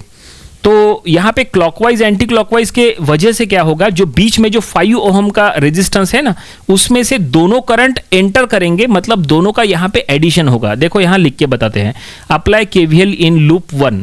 तो देखो लूप 1 में I1 बैटरी में निगेटिव साइड से एंटर कर रहा है तो बैटरी का वैल्यू जो है वो निगेटिव में लेंगे और जो 5 ओम है उसमें करंट I1 ऊपर से एक्ट होगा और लूप 2 का करंट I2 भी ऊपर से एक्ट होगा, मतलब दोनों I1 I2 5 ओम में ऊपर से एंटर करेंगे, मतलब वो प्लस होके जाएंगे। और सेकंड लूप में जो I2 है वो बैटरी 9 वोल्ट के बैटरी में निगेटिव साइड से एंटर कर रहा है, ठीक है। सब कुछ हमने यहां आपको बता दिया। अब चलो इक्वेशन लिखते हैं। So apply KVL in loop 1। So loop 1 में सबसे पहले बैटरी का वोल्टेज दैट इज -12, ठीक है, और 3 ओम के अक्रॉस का वोल्टेज ड्रॉप 3 इंटू I1, 5 ओम के अक्रॉस का voltage drop 5 into I1 plus I2। अब प्लस क्यों आया समझ में आया? देखो मेथड 1 का लूप 1 का इक्वेशन आप ऊपर में देख सकते हैं, वहां था I1 माइनस I2, इस बार है I1 प्लस I2। इस बार प्लस क्यों है? क्योंकि दोनों करंट्स 5 में एंटर करके ऐड होके जाएंगे इसीलिए। तो इसके थ्रू हमें पहला इक्वेशन मिलेगा। तो देखो इक्वेशन मिल चुका है, हम ये इक्वेशन को इक्वेशन नंबर ए कहेंगे। दोनों इक्वेशंस देखो ऊपर की मेथड 1 की इक्वेशन और मेथड 2 की इक्वेशन में क्या डिफरेंस है आप देख सकते हैं, ठीक है। चलो अब हम अप्लाई करेंगे केवीएल सेकंड लूप पे। So apply KVL in loop 2। तो देखो लूप 2 में current I2 battery 9 volt battery में निगेटिव साइड से एंटर कर रहा है, तो बैटरी का वोल्टेज निगेटिव में लिखेंगे, -9, और फिर 1 ओम के अक्रॉस का voltage drop 1 into I2 and 5 के अक्रॉस का voltage drop 5 into I1 plus I2। आप I1 प्लस I2 लिखो या I2 प्लस I1 लिखो, एक ही बात है, कोई फर्क नहीं पड़ता, ठीक है। लेकिन ध्यान में रखना अगर आप एक क्लॉकवाइज एक एंटी क्लॉकवाइज लेंगे तो कॉमन ब्रांच में करंट प्लस होके जाएगा, और अगर आप दोनों क्लॉकवाइज लेंगे तो कॉमन ब्रांच में करंट जो है वो सब्सट्रैक्ट होगा, ये तय है, ठीक है। तो ये देखो अब हमें सेकंड इक्वेशन यहाँ पे मिल चुका है, इसको हम इक्वेशन नंबर बी कहेंगे। तो देखो सेकंड मेथड से हम जब सॉल्व कर रहे हैं तो अब हमें इक्वेशन नंबर ए और बी मिला है। यहाँ थोड़ी सी जगह बना लेते हैं, 1 मिनट यहाँ पे एडजस्टमेंट करके, ये देखो इतनी जगह बना लिए। अब हम यहाँ पे सॉल्व करेंगे आगे।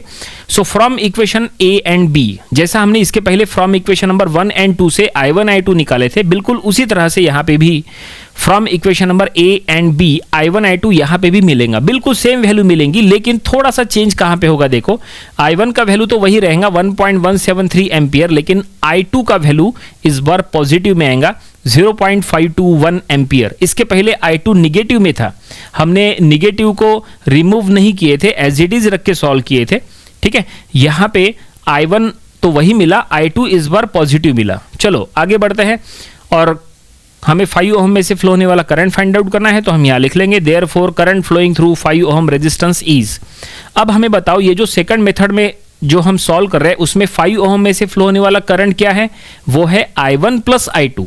इसके पहले I1 माइनस I2 या I2 माइनस I1 था मेथड 1 के टाइम, लेकिन मेथड 2 के टाइम अब I1 प्लस I2 या फिर बोलो I2 प्लस I1, क्योंकि दोनों करंट्स 5 में एंटर करके ऐड होके जाएंगे, तो बस दोनों को ऐड करो। सो 1.732 प्लस 0.52, तो यहाँ पे भी एडिशन ही हो रहा है, तो ये आएगा 1.693 एम्पियर, और देखो मेथड 1 का जो आंसर था और ये मेथड 2 का आंसर, दोनों का आंसर मैच करके देख लो, बिल्कुल सेम टू सेम है। और करंट का डायरेक्शन भी आप यहां देख सकते हैं डाउनवर्ड। मेथड 1 के टाइम भी करंट का डायरेक्शन हमने डाउनवर्ड दिए थे क्योंकि I1 डाउनवर्ड जा रहा था, I1 बड़ा था इसीलिए। और इस बार भी दोनों करंट डाउनवर्ड होके जाएंगे 5 ओम में से, इसलिए दोनों का डायरेक्शन डाउनवर्ड है, इसलिए current flowing through 5 ohm resistance भी डाउनवर्ड। तो फाइनली ये हमने आपको सेकंड मेथड से भी सॉल्व करके बता दिए। दोनों मेथड आपके सामने स्क्रीन में है, दोनों मेथड को अब आप चाहे तो कंपेयर करो और यहां पे आप देख सकते हैं दोनों के थ्रू बिल्कुल सेम टू सेम आंसर आया है। कहां पे चेंजेस होते हैं वो भी हमने आपको बता दिए। आई होप आपको ये पूरा प्रॉब्लम समझ में आया होगा, दोनों मेथड समझ में आई होगी। ये दोनों मेथड के थ्रू आप कोई भी जो प्रॉब्लम है आसानी से सॉल्व कर सकते हैं।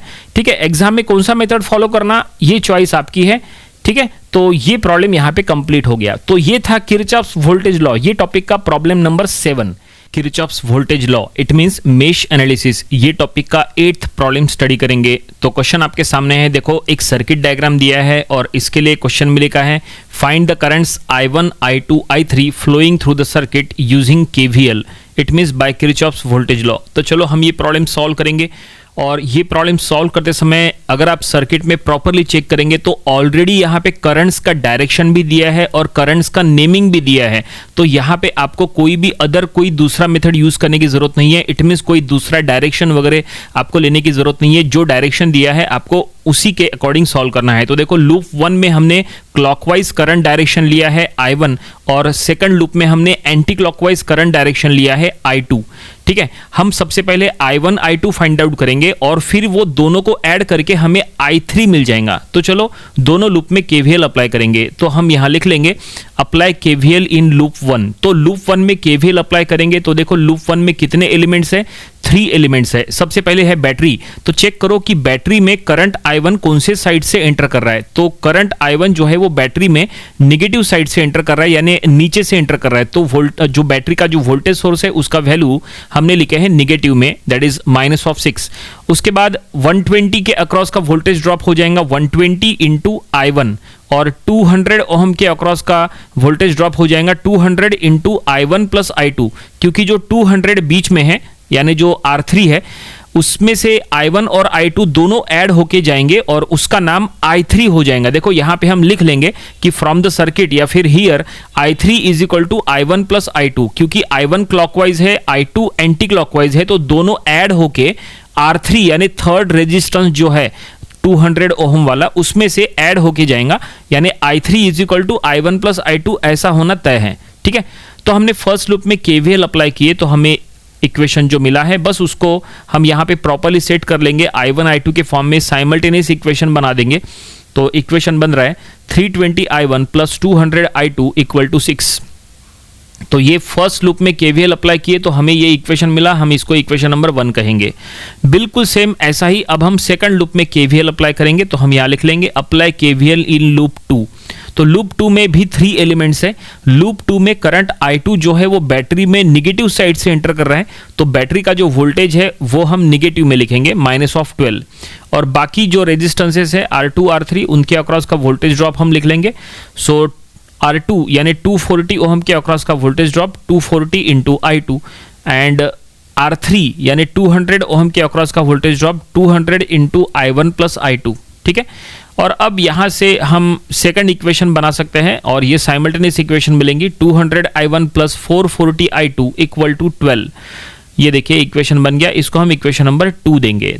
तो इक्वेशन नंबर 1 में 2 अननोन है I1 I2, इक्वेशन नंबर 2 में भी 2 अननोन है I1 I2। अब ये दोनों को साइमल्टेनियसली सॉल्व करो। सॉल्व करने के लिए आपके पास पहला ऑप्शन है कि आप यहाँ पे इसको मैन्युअली सॉल्व कर सकते हैं और सेकंड ऑप्शन है कि आप अगर चाहे तो कैलकुलेटर का यूज कर सकते हैं। अगर आपको एग्जाम में कैलकुलेटर अलाउड है तो आप कैलकुलेटर से भी सॉल्व कर सकते हैं, या मैन्युअली सॉल्व करना है तो सब्स्टिट्यूशन मेथड या एलिमिनेशन मेथड का यूज करके आसानी से I1 I2 निकाल सकते हैं।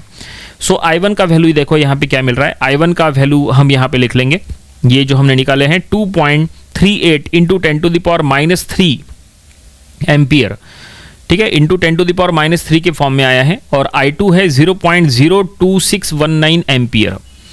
तो एक काम करेंगे, जो पहला करंट I1 है ना इसको हम मिली एम्पियर के फॉर्म में लिख लेंगे क्योंकि 10⁻³ लिखा है यानी मिली एम्पियर हम लिख सकते हैं। तो ये हो गया 2.38 मिली एम्पियर। तो अब I2 को भी हम लिख लेंगे। तो I2 को मिली एम्पियर के फॉर्म में लिखना है तो I2 में जो पॉइंट है 0.02619 है ना, तो जो पॉइंट है उसको राइट साइड में 3 डिजिट शिफ्ट करो तो वो हो जाएगा 26.19 मिली एम्पियर। ठीक है, तो फाइनली दोनों करंट्स I1 I2 हमने फाइंड आउट कर लिया है, लेकिन प्रॉब्लम कंप्लीट नहीं हुआ क्योंकि हमें I3 भी फाइंड आउट करना है। तो जैसा हमने स्टार्टिंग में कहा था कि सर्किट से हमें पता चल रहा है कि I1 I2 को ऐड करने से हमें I3 मिलता है, क्योंकि सर्किट में ऑलरेडी करंट डायरेक्शन दिए हैं। I1 I2 आगे मीट होके I3 जो है I3 उससे बनेगा। तो हम यहाँ लिख लेंगे from the given circuit I3 is equal to I1 plus I2। Just add करना है तो I1 है 2.38 मिली एम्पियर प्लस I2 है 26.19 मिली एम्पियर, और दोनों को ऐड करने के बाद जो हमें रिजल्ट मिलेगा वो भी मिली एम्पियर में रहेगा। और मिली एम्पियर में ही सॉल्व करो, क्योंकि आप चाहे तो इंटू 10⁻³ के फॉर्म में लिख सकते हैं, लेकिन अगर हो सके तो मिली एम्पियर कर लो, क्योंकि दिखने में भी अच्छा दिखता है और जो है आपको अच्छे से मार्क्स आ सकते हैं ऐसे लिखने पर। तो फाइनली हमने I3 फाइंड आउट कर लिया है 28.57 मिली एम्पियर, ये हमें I3 मिला है। और इस तरह से प्रॉब्लम में जो कुछ भी फाइंड आउट करने के लिए कहा था वो हमने फाइंड आउट कर लिया। क्वेश्चन में कहा था I1 फाइंड आउट करो, हमने किए, I2 फाइंड आउट करो, वो भी किए, और I3 भी फाइंड आउट कर लिए। ठीक है, तीनों वैल्यूज आपके सामने हैं। आई होप आपको ये पूरा प्रॉब्लम समझ में आया होगा, कैसे हमने सॉल्व किए, कैसे हमने KVL अप्लाई किए, कैसे कैलकुलेशन किए। बहुत ही सिंपल प्रॉब्लम था। ये प्रॉब्लम आपको अपनी प्रैक्टिस बुक में जरूर से सॉल्व करके देख लेना चाहिए। तो ये था Kirchhoff's voltage law, it means mesh analysis, ये टॉपिक का problem number 8। Kirchhoff's voltage law, it means mesh analysis, ये टॉपिक का 9th प्रॉब्लम स्टडी करेंगे। तो क्वेश्चन आपके सामने है, देखो यहाँ पे एक सर्किट डायग्राम दिया है और इसके लिए क्वेश्चन में लिखा है find the current flowing through 100 ohm using mesh analysis. तो आप देख सकते हैं सर्किट में राइट हैंड साइड में 100 ओहम का रेजिस्टेंस आपको दिखाई दे रहा है। वो 100 ओहम में से फ्लो होने वाला करंट हमें फाइंड आउट करना है by using mesh analysis, it means bye using KVL। तो चलो हम ये प्रॉब्लम सॉल्व करेंगे। तो यहाँ पे हम आपको ये प्रॉब्लम सोर्स ट्रांसफॉर्मेशन के थ्रू सॉल्व करके बताएंगे, क्योंकि यहाँ पे देखो 3 सोर्सेस है, उसमें से 2 वोल्टेज सोर्सेस है और एक करंट सोर्स है। तो हम क्या करेंगे, सबसे पहले ये करंट सोर्स को वोल्टेज सोर्स में कन्वर्ट करेंगे। देखो आपको करंट सोर्स दिखाई दे रहा है, हम इसको करंट सोर्स लेके सॉल्व नहीं करेंगे, इसको वोल्टेज सोर्स में कन्वर्ट करेंगे बाय यूजिंग सोर्स ट्रांसफॉर्मेशन। अब ये सोर्स ट्रांसफॉर्मेशन का यूज कैसे करते हैं वो समझ लो, यहां पे आपका कॉन्सेप्ट क्लियर हो सकता है। देखो सबसे पहले हम एक काम करेंगे, जो लेफ्ट हैंड साइड में जो वोल्टेज सोर्स और जो उसके सीरीज में जो रेजिस्टेंस है उसको हम करंट सोर्स में कन्वर्ट कर लेते हैं। तो देखो लेफ्ट हैंड साइड का वोल्टेज सोर्स 60 वोल्ट जो है उसको हमने करंट सोर्स में कन्वर्ट किया, करंट आया 3 एम्पियर। कैसे आया देखो, कैलकुलेशन बता रहे, current I equal to V/R करो, V है 60 और R है 20, सो 60/20 करे तो 3 एम्पियर। तो देखो 3 एम्पियर हमने करंट सोर्स लगा दिए और उसके पैरेलल में वही रेजिस्टेंस लगाए जो वोल्टेज सोर्स के सीरीज में था। ठीक है, अब देखो जो ये न्यू सर्किट बना है उसमें 2 करंट सोर्सेस पैरेलल में हैं, तो दोनों को हम ऐड करेंगे।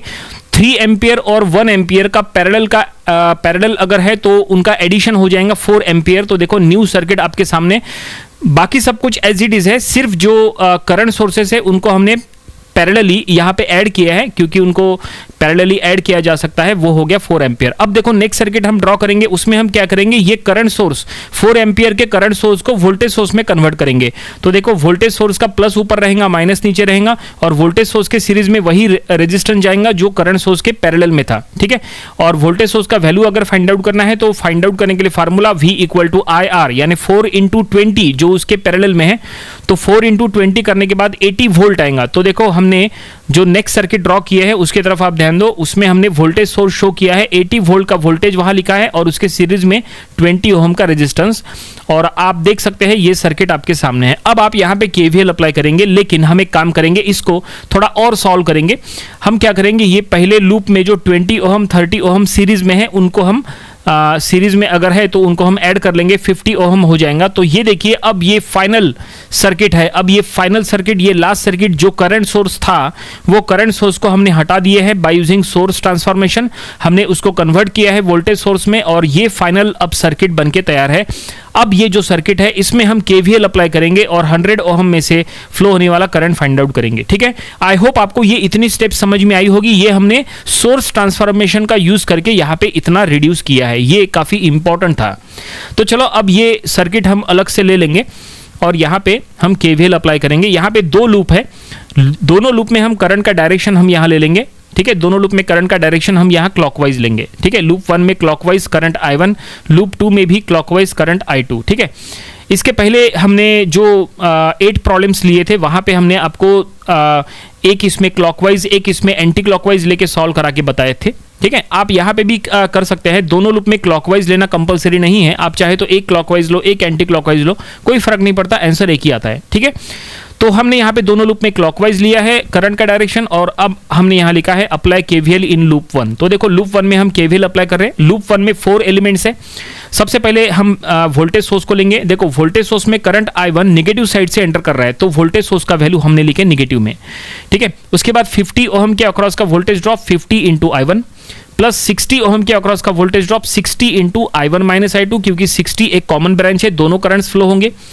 और उसके बाद है 40 प्लस में, क्योंकि जो बैटरी है बैटरी में करंट I1 पॉजिटिव साइड से एंटर कर रहा है, इसलिए वो प्लस में। और अब ये इक्वेशन को हमने सॉल्व किए तो हमें एक इक्वेशन मिला है I1 I2 के फॉर्म में, हमें एक साइमल्टेनियस इक्वेशन मिला है, हमने इसको इक्वेशन नंबर 1 कहा। अब हमने यहाँ अप्लाई करेंगे केवीएल इन लूप 2। तो यहाँ हमने लिखा है apply KVL in loop 2। Loop 2 में 3 एलिमेंट्स है। चलो यहाँ केवीएल अप्लाई करेंगे। करंट I2 लूप 2 का बैटरी में 40 वोल्ट की जो बैटरी है उसमें निगेटिव साइड से एंटर कर रहा है, तो 40 वोल्ट जो है वो हम निगेटिव में लिखेंगे, ठीक है। और -40 plus 60 into I2 minus I1, 60 के अक्रॉस का voltage drop plus 100 into I2, 100 के अक्रॉस का वोल्टेज ड्रॉप। और अब इसके थ्रू हमें सेकंड यहाँ इक्वेशन मिलेगा I1 I2 के फॉर्म में। सो ये मिल रहा है -60 I1 plus 160 I2 equal to 40। इसको हम इक्वेशन नंबर 2 दे देंगे, ठीक है। तो इक्वेशन नंबर 1 में 2 अननोन है I1 I2, इक्वेशन नंबर 2 में भी 2 अननोन है I1 I2। और अब ये दोनों इक्वेशंस को हमें सॉल्व करना है। अब ये सॉल्व करने के लिए या तो आप कैलकुलेटर का यूज करो, या तो आप इन दोनों को सब्स्टिट्यूशन मेथड से सॉल्व करो, या तो एलिमिनेशन मेथड से सॉल्व करो, या तो क्रैमर्स रूल से सॉल्व करो, कुछ भी करो, आपको I1 I2 निकालना है। आपके कॉलेज में आपके लेक्चरर आपको जो मेथड फॉलो करने के लिए कह रहे हैं आपको वो मेथड फॉलो करना चाहिए, ठीक है। अभी हम फिलहाल यहाँ पे I1 I2 को डायरेक्टली कैलकुलेटर से सॉल्व कर लेते हैं। तो हमें I1 मिल चुका है 0.628 एम्पियर और I2 भी मिल चुका है 0.485 एम्पियर। और यहाँ पे जो हमने I1 I2 निकाले उसमें से I2 ये काफ़ी इंपॉर्टेंट है, क्योंकि क्वेश्चन में लिखा था find the current flowing through 100 ohm resistance. तो 100 ओहम में से फ्लो होने वाला करंट है I2। आप सर्किट में देख सकते हैं, सर्किट में जो सेकंड लूप का करंट I2 है वही 100 में से फ्लो हो रहा है। तो हम यहाँ लिख लेंगे therefore current flowing through 100 ohm resistance is I2 that is 0.485 ampere. और फाइनली प्रॉब्लम यहीं पे कंप्लीट हो गया, ठीक है। क्वेश्चन में जो फाइंड आउट करने के लिए कहा था वो हमने फाइंड आउट कर लिया है। चलो एक बार इसको स्टार्टिंग से रिवाइज करके देखते हैं कि हमने इसको किस तरह से सॉल्व किया है। तो सबसे पहले तो यहाँ पे हमने सोर्स ट्रांसफॉर्मेशन का मेथड का यूज किया है, जो कि काफी इंपॉर्टेंट है। देखो सोर्स ट्रांसफॉर्मेशन का यूज करके कैसे सर्किट को रिड्यूस करना, कैसे करंट सोर्स को वोल्टेज सोर्स में कन्वर्ट करके हमने देखो एक सिंगल जो हमने सर्किट बनाया एट द लास्ट वो काफी इंपॉर्टेंट था। और फिर वो सर्किट में हमने केवीएल अप्लाई किए और दोनों लूप में हमने केवीएल अप्लाई करके ये करंट I2 फाइंड आउट किए जो 100 ओम में से फ्लो हो रहा है। प्रॉब्लम यहीं पे कंप्लीट। आई होप आपको ये सब कुछ पूरा प्रॉब्लम समझ में आया होगा। ये प्रॉब्लम आपको अपनी प्रैक्टिस बुक में जरूर से सॉल्व करके देख लेना चाहिए। इंपॉर्टेंट प्रॉब्लम था, ऑलरेडी एग्जाम में आ चुका है।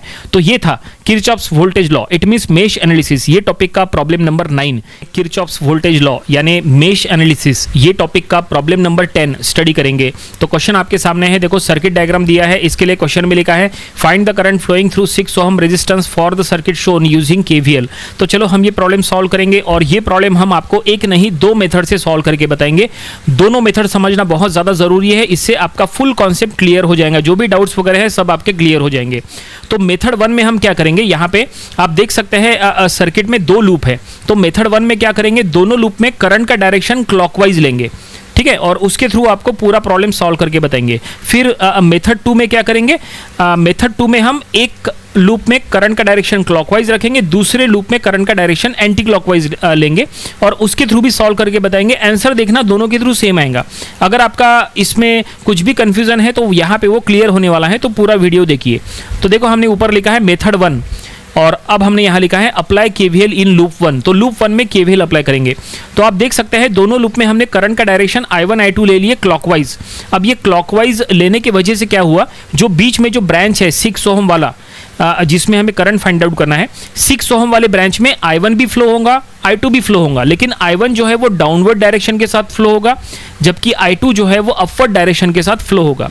इसका मतलब 6 ओहम में से जब भी हम करंट लिखेंगे तो उसमें या तो I1 माइनस I2 लिखेंगे या तो I2 माइनस I1 लिखेंगे। कैसे होता है चलो बताते हैं। तो अप्लाई KVL इन लूप 1। तो देखो लूप 1 में वोल्टेज सोर्स में सबसे पहले देखो करंट I1 कौन से साइड से एंटर कर रहा है। तो करंट I1 वोल्टेज सोर्स में यानी बैटरी में निगेटिव साइड से एंटर कर रहा है। तो वोल्टेज सोर्स का वैल्यू हमने ले लिए माइनस में, -10। उसके बाद है +5 इंटू I1 यानी 5 ओहम के अक्रॉस का वोल्टेज ड्रॉप, 5 इंटू I1। उसके बाद 6 के अक्रॉस का voltage drop, 6 into I1 minus I2। I1 minus I2 हमने क्यों किए? क्योंकि अभी हम लूप 1 के लिए सॉल्व कर रहे हैं। तो जो लूप के लिए आप सॉल्व करते हैं वो लूप का करंट दूसरे लूप के करंट से बड़ा है, ऐसा मान के चलो। तो लूप 1 के लिए सॉल्व कर रहे हैं तो लूप 1 का करंट I1 I2 से बड़ा है, इसलिए 6 में से फ्लो होने वाला करंट हो गया I1 माइनस I2। ठीक है, तो फाइनली हमने KVL का इक्वेशन लूप 1 में हमने बना लिए, और ये इक्वेशन को सॉल्व करने के बाद देखो ऐसा कुछ हमें इक्वेशन मिला है। हमने इसको इक्वेशन नंबर 1 दे दिए। I1 I2 के फॉर्म में हमें एक साइमल्टेनियस इक्वेशन मिल गया। ठीक है, हमने लूप 1 में KVL अप्लाई कर लिए। चलो अब लूप 2 में चलते हैं। Apply KVL in loop 2। तो जरा आप ध्यान दो, लूप 2 में टोटल 3 एलिमेंट्स है। उसमें से बैटरी यानी जो वोल्टेज सोर्स है उसमें देखो करंट I2, लूप का करंट I2 वोल्टेज सोर्स में कौन से साइड से एंटर कर रहा है, पॉजिटिव साइड से एंटर कर रहा है या निगेटिव साइड से एंटर कर रहा है।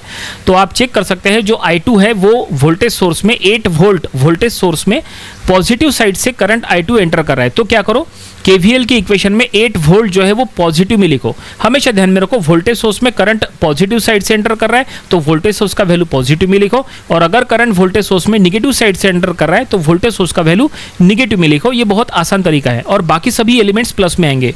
ठीक है, तो देखो लूप 2 में जो 5 है उसके अक्रॉस का वोल्टेज हो गया 5 इंटू I2, और 6 के अक्रॉस का वोल्टेज ड्रॉप हो गया 6 इंटू I2 माइनस I1। इस बार हमने I2 माइनस I1 क्यों किए? क्योंकि अब हम लूप 2 के लिए सॉल्व कर रहे हैं, तो रूल के अकॉर्डिंग लूप 2 का करंट लूप 1 से बड़ा है, इसलिए 6 में से फ्लो होने वाला करंट हो गया I2 माइनस I1। ठीक है, तो फाइनली हमने लूप 2 का KVL इक्वेशन हमने बना लिए हैं, और इसको सॉल्व करने के बाद हमें एक और साइमल्टेनियस इक्वेशन मिला है I1 I2 के फॉर्म में, उसको हमने इक्वेशन नंबर 2 दे दिए।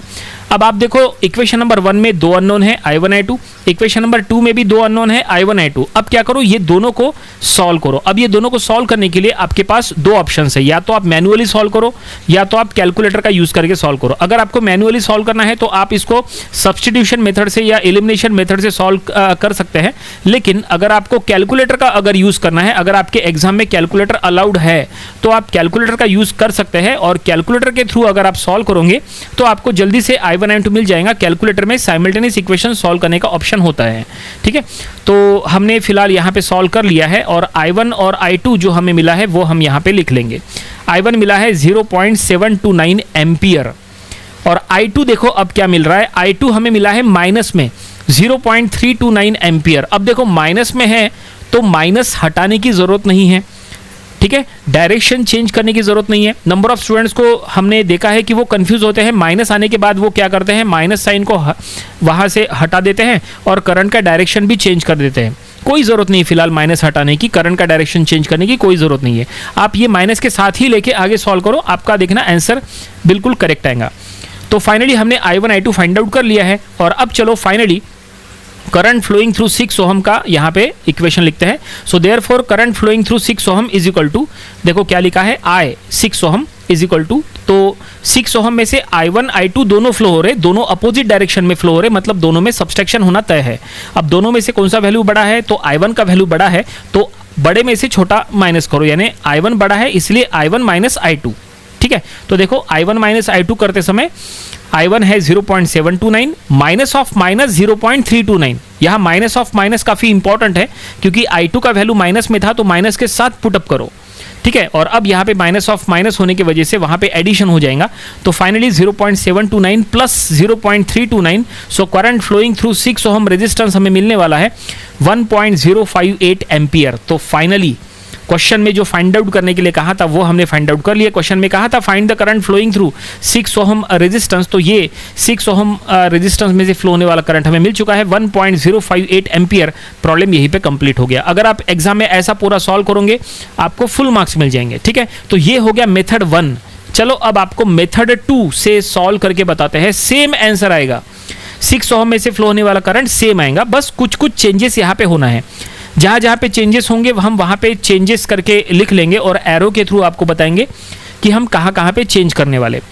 तो देखो मेथड 2 में हमें क्या करना है, अब मेथड 2 में हम करंट का डायरेक्शन चेंज करेंगे। ऐसे में लूप 1 का करंट का डायरेक्शन वही रखते हैं, लेकिन लूप 2 का करंट का डायरेक्शन हम चेंज कर देंगे। लूप 2 में हमने क्या किए थे, लूप 2 में पहले हमने क्लॉकवाइज करंट का डायरेक्शन लिए थे I2, है ना, लेकिन अब हम क्या करेंगे, लूप 2 में करंट का डायरेक्शन क्लॉकवाइज नहीं एंटी क्लॉकवाइज लेंगे और उसके बाद देखना आंसर फाइनल एक ही आएगा, लेकिन कुछ कुछ चेंजेस का ही थोड़ी थोड़ी जगह पे आपको करना है। कहाँ पे करना है बताएंगे आपको। देखो सबसे पहले तो ये ऊपर जहाँ लिखा है मेथड 1 उसको हम यहाँ हटा के मेथड 2 कर लेते हैं, कर लिए। अब देखो सर्किट डायग्राम में, देखो सर्किट डायग्राम में कुछ चीज़ें हटा देते हैं, जैसे I2 जो क्लॉकवाइज पहले दिए थे उसको हम यहाँ से हटा देते हैं, क्योंकि अब हमें उसको एंटी क्लॉकवाइज करना है। I2 एंटी क्लॉकवाइज करने की वजह से क्या होगा पता है, जो बीच में जो 6 ओम का रेजिस्टेंस था, बीच में 6 ओम का रेजिस्टेंस जिसमें इसके पहले दोनों करंट अपोजिट डायरेक्शन में जा रहे थे I1 I2, अब वो दोनों सेम डायरेक्शन में जाएंगे। ठीक है, चलो वो भी आपको ये देखो हमने लूप 2 में करंट का डायरेक्शन I2 ले लिए एंटी क्लॉकवाइज, आप देख सकते हैं एंटी क्लॉकवाइज। और ये एंटी क्लॉकवाइज की वजह से क्या हुआ, यहाँ पे 6 ओम में से फ्लो होने वाला करंट I1 भी डाउनवर्ड है और I2 भी डाउनवर्ड है। देखो यहाँ पे देख सकते हैं, इसके पहले I1 डाउनवर्ड था तो I2 अपवर्ड था, लेकिन इस बार देखो I1 I2 दोनों 6 ओम में से जब फ्लो हो रहे तो वो डाउनवर्ड डायरेक्शन के साथ फ्लो हो रहे। ठीक है, और अब यहाँ पे क्या चेंजेस होंगे देखो सॉल्व करने में, तो सॉल्व करने में चेंजेस आप देख सकते हैं।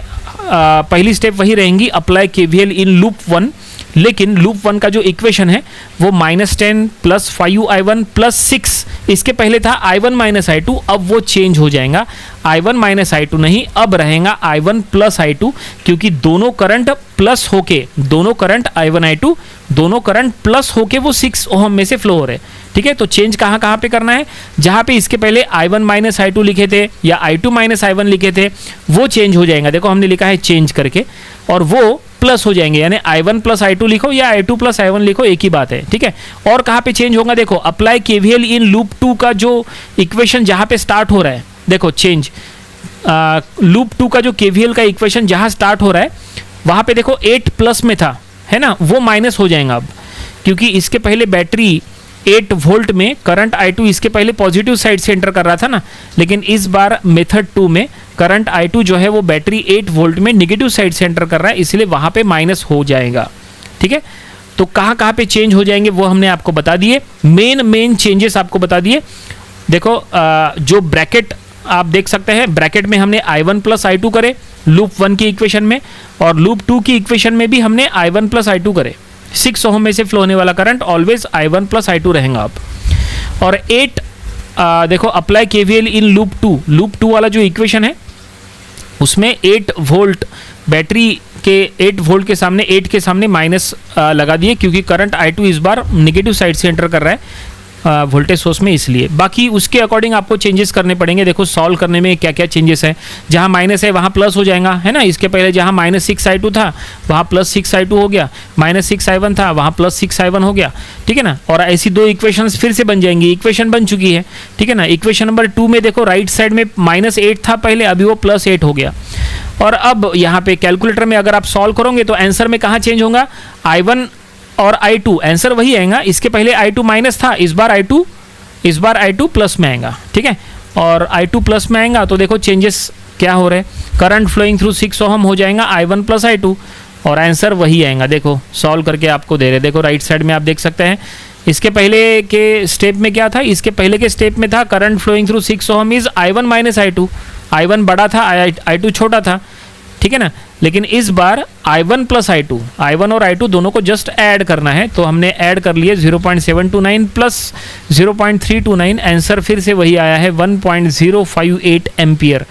और इस तरह से ये सेकंड मेथड के थ्रू भी हमने आपको सॉल्व करके बता दिया। अब आपके कॉलेज में आपके लेक्चरर आपको कौन सा मेथड फॉलो करने के लिए बोल रहे हैं, आपको उसके अकॉर्डिंग चलना चाहिए। अगर आपके कॉलेज के लेक्चरर पहले मेथड के थ्रू सॉल्व करा के दे रहे तो आप वैसे सॉल्व करो, फुल मार्क्स मिल जाएंगे। और अगर आपके कॉलेज के लेक्चरर ये सेकंड मेथड से अगर सॉल्व करा रहे तो ऐसे सॉल्व करो, कोई फर्क नहीं पड़ता, इसके ऊपर भी आपको फुल मार्क्स मिल जाएंगे, चॉइस आपकी है। ठीक है, तो ये था किरचॉफ्स वोल्टेज लॉ, ये टॉपिक का प्रॉब्लम नंबर 10। आई होप आपको ये पूरा प्रॉब्लम हर एक स्टेप हर एक मेथड समझ में आई होगी। होगी। ये प्रॉब्लम आपको अपनी प्रैक्टिस बुक में ज़रूर से सॉल्व करके देख लेना चाहिए। तो मिलते हैं अगले वीडियो में, जहाँ पे हमें इसके और भी नंबर ऑफ प्रॉब्लम्स कवर करना है। So thanks for watching this video.